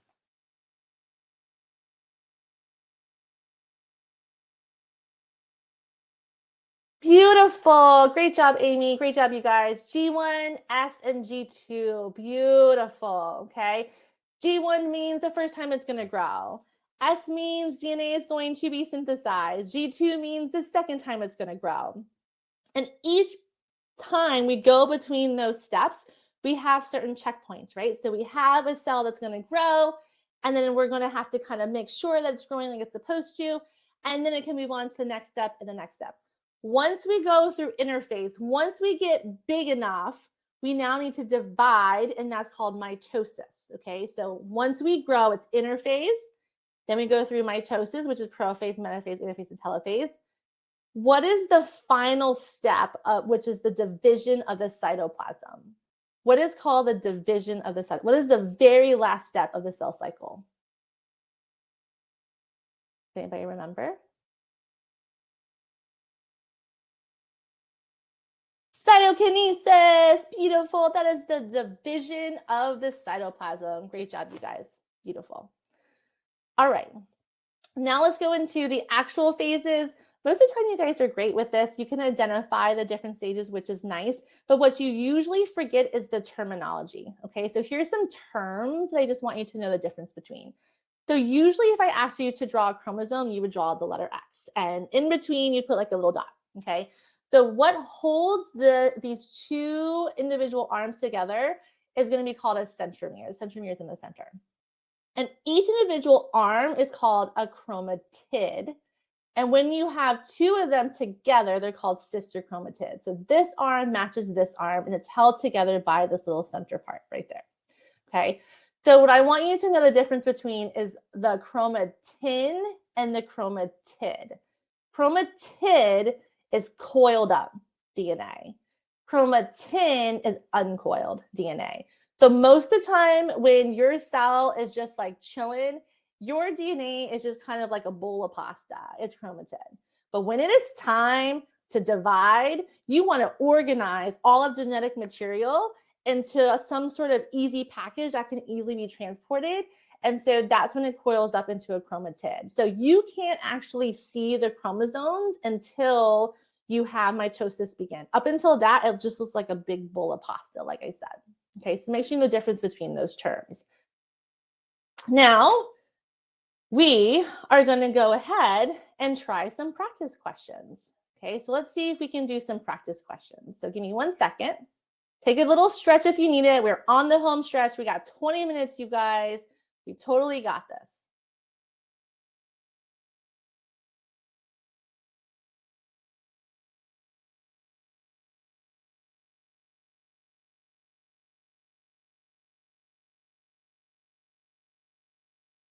All right, so let's go ahead and see if we can answer some of these questions.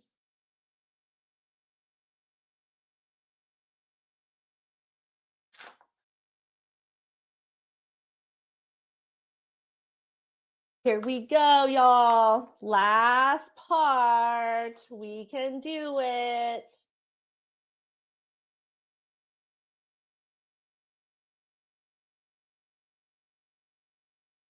All right, you guys, hold strong. I am so proud of you. You are a rock star. We have gone through units 1, 2, 3, and 4.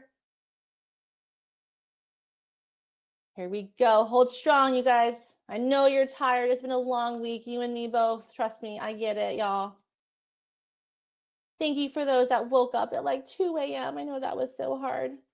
I appreciate you. All right, let's go with 10 more seconds and then we'll go ahead and start the quiz.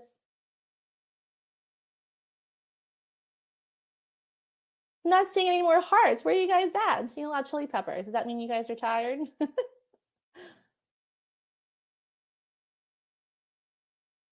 There the hearts are. Thank you guys. Thank you for sending me some love. All right, my love bugs. Here we go. We got this. All right. Which type of cell signaling is always sent through the bloodstream through long destinations? So which one travels long distances?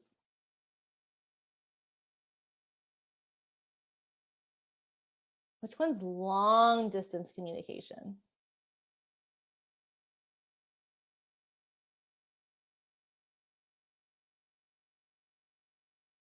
All right, let's see.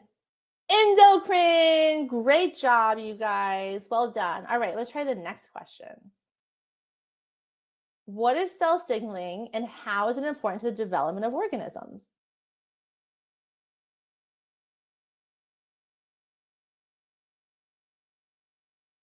Ooh, this is a tricky one. It's taking you guys a while.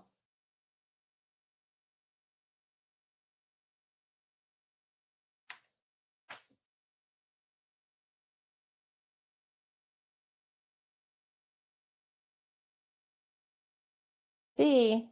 Beautiful. Great job, you guys. Well done. Let's do a few more. Another name for a cell signal or stimulus molecule. What do we call that molecule that binds to the receptor?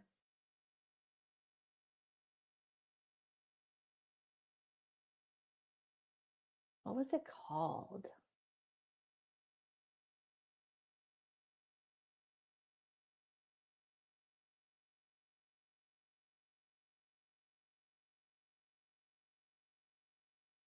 A ligand. Good job, you guys. In terms of these other terms, I just want to make sure you kind of understand what it means.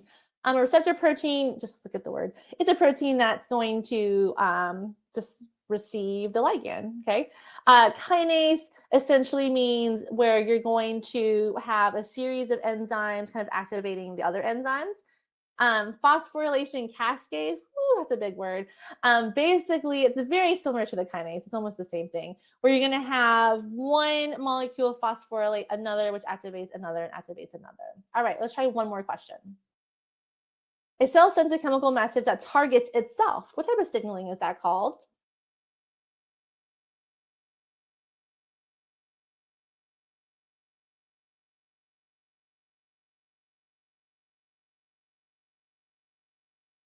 What's it called when it targets itself?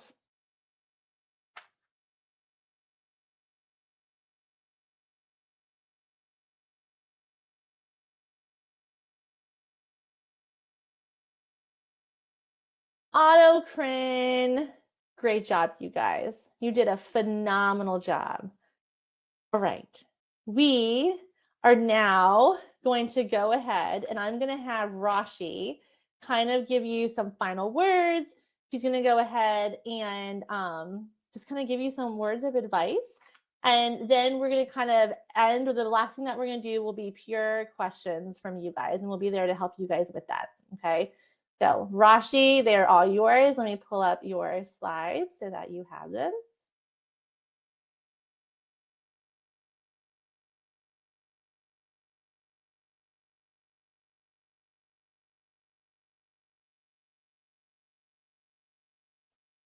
I'm getting there, Rashi. Apologize. All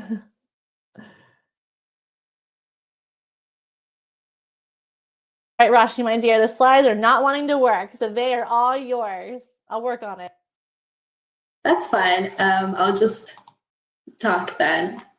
So first of all, I am super proud of you guys for making it through these last 3 hours. I know that it is difficult to sit here and live stream about a topic that you're not very super passionate about or you're just really stressed about, but you guys managed to do it. Some of you guys are up at like your 2 a.m., which is crazy and insane. So super proud of you guys for managing to make it this far.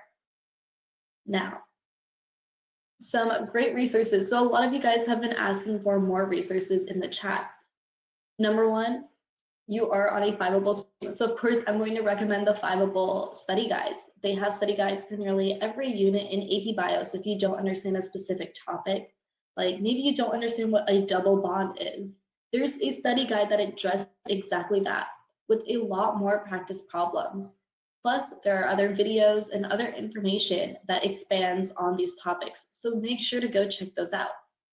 And if you're someone who prefers maybe more of like a physical textbook, the Barron's and Princeton textbooks are really great resources to help you study for this. And don't forget about your free AP Classroom questions. AP Classroom, I know maybe you're not the biggest fan, but it is incredibly useful. It has lots of important questions and it goes over those questions with the answers really nicely. The best part is those questions are written directly from College Board, so they're a very accurate representation of the types of questions you might see on the AP exam. So I highly recommend you go and check those out. Now, there are a few more CRAMs coming up in the next few days, so make sure you guys are here again in 24 hours to go over units 5 and 8 tomorrow. And then on, Sunday? On Sunday, there will be Skills and Drills Part 1. On Monday, Skills and Drills Part 2. And then next Tuesday is the grand finale.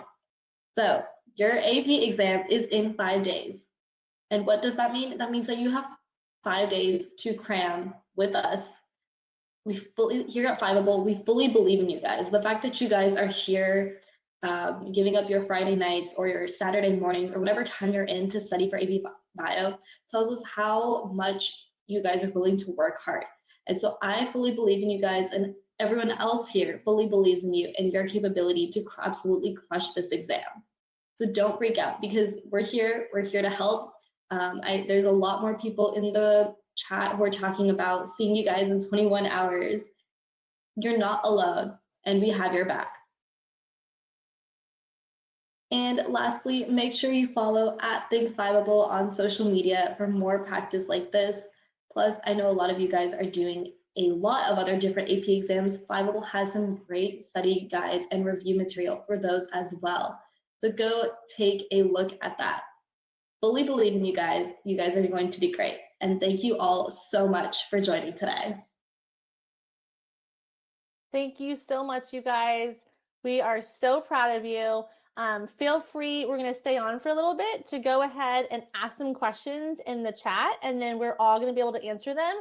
And for those of you that want to do a little more practice problems, I'm going to go ahead and just share my screen for like another quiz if you wanted to join the quiz, and just I added all the questions and see if you want to go ahead and try the questions. So we'll leave it up to you. You can either say, oh my goodness, I did it, and take a nap. You can also ask questions in the chat, and then I'm going to go ahead and share my screen for anyone that wants to do a last 10-minute review of all the questions, and just to see how you would be able to do if I mixed up all the different ones together. Okay, so let me go ahead and see if I can pull it up for you. Take a deep breath. You guys you did so good. I'm so proud of you. All right, so here is the final review for anyone that's like, let me do this. I got 10 minutes left in me. I can totally rock out with this. Go ahead and join if you would like to do the final review with us. Let's just finish strong. It's okay if you need to take your break and call it done. I look forward to seeing you at our future CRAMs. Everyone else, we're going to hold strong for 10 more minutes, okay? So I have put all the questions together. There are those hearts, you guys. Hold strong. I'm very proud of you. Thank you for the love. If I could send hearts back, I would send hearts back to you guys. All right, let's see how many we can do. Okay, we're just going to keep on going until 10. So good luck, you guys. All right, here we go.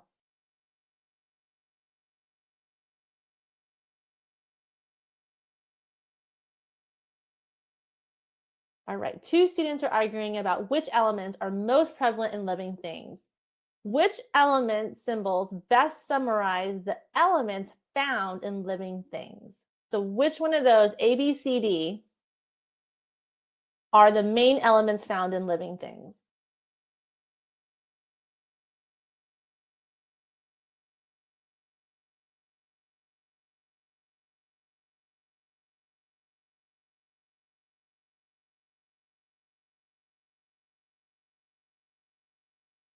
It's, oh, you guys, look at that, a little tie. So it is chinops. That's just kind of how you remember it. Those are the main elements, but I could see how that's tricky because carbon, hydrogen, oxygen are also the main elements. So I'm going to say that you guys are all right. So good job, you guys. You rocked it. All right, second question. Which statement best explains why water molecules can stick to other surfaces? So adhesion.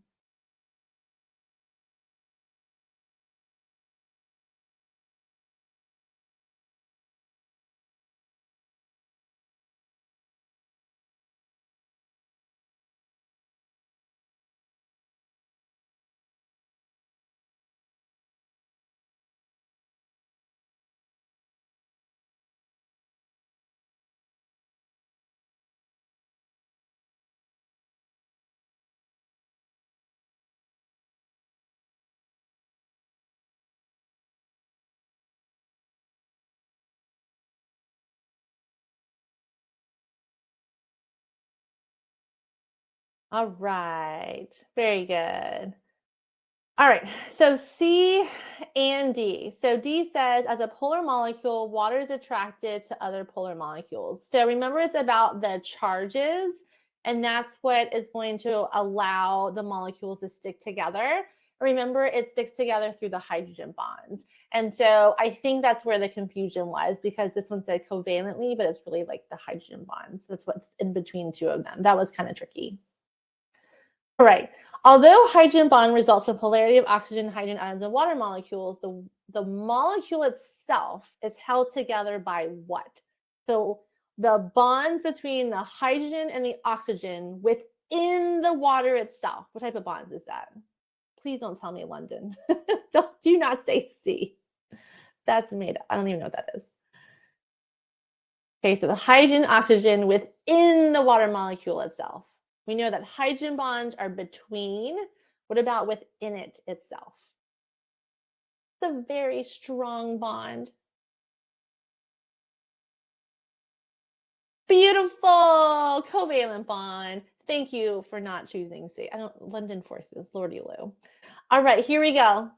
Some insects can walk on water without breaking the surface. What property of water is responsible for this?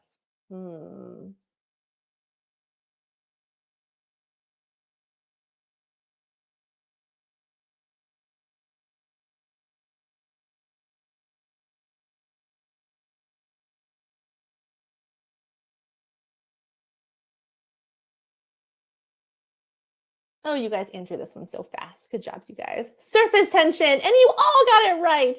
Good job, everybody. Great job. Let's try the next question.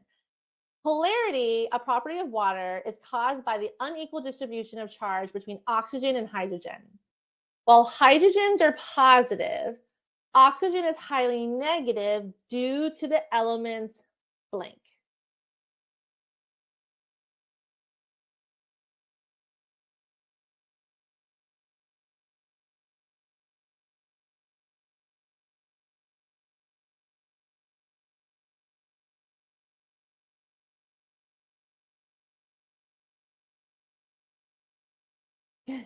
Good job. Electronegativity. Good job, good job. Those are my chemistry people. Great job. Lipids may be straight or branch. Saturated lipids, sat fats, are considered less healthy and consist of what type of bonds? So sat fats have what type of bonds? Remember SSS. They're solid at room temperature because they contain these type of bonds.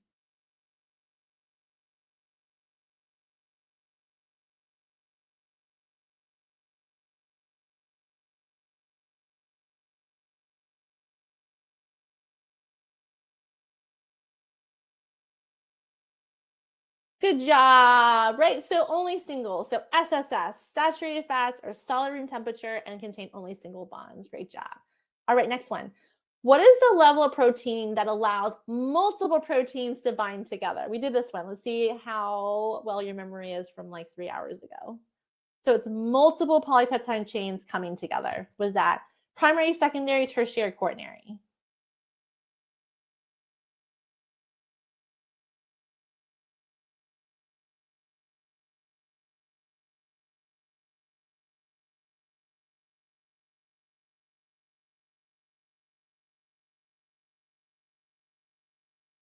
Yay! Good job, you guys. Quaternary, great job. Primary is a linear sequence. Secondary is when it kind of has local folding. Tertiary, the R groups interact, and quaternary is when you have multiple proteins coming together. You guys are doing so good. Hold strong, okay? 3 more minutes. Let's see. Amino acids string together to form the primary structure of proteins. What type of bond holds together amino acids? What was the name of that bond?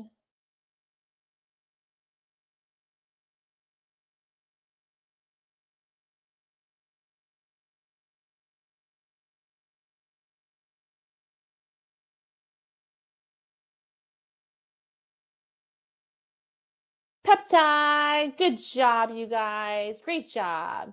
All right, next question. Let's see what we got. Which type of biological macromolecule is composed of long chains of amino acids? You better know this one. Which one of those macromolecules contain amino acids? I better see that answer quick.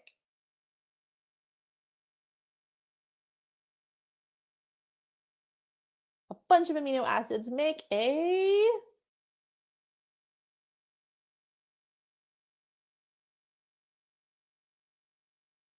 protein. A protein. All right, here we go.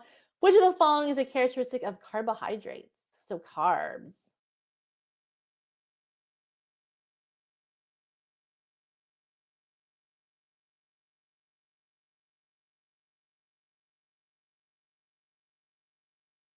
I think pasta, which I love pasta. The Italian side of me.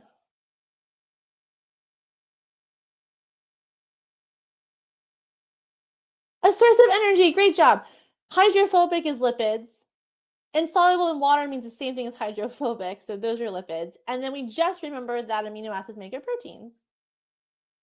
What is the primary function of proteins?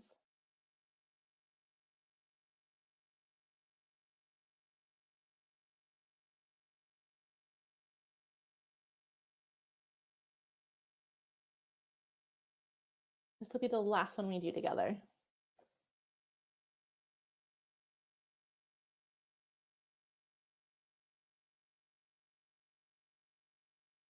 Enzymes. Very good. I can also see membrane structures. So if you chose A, I'm going to say for sure. Information storage, we know, is going to be our DNA and RNA. Energy, we know, is going to be our lipids. But so really it could have been A, B, or D. So if you guys chose any of those, then you guys are rock stars. All right, my loves, it is that time. Okay, I am proud of you. I hope you will continue to be in the CRAMs with us, and I hope you guys have a fabulous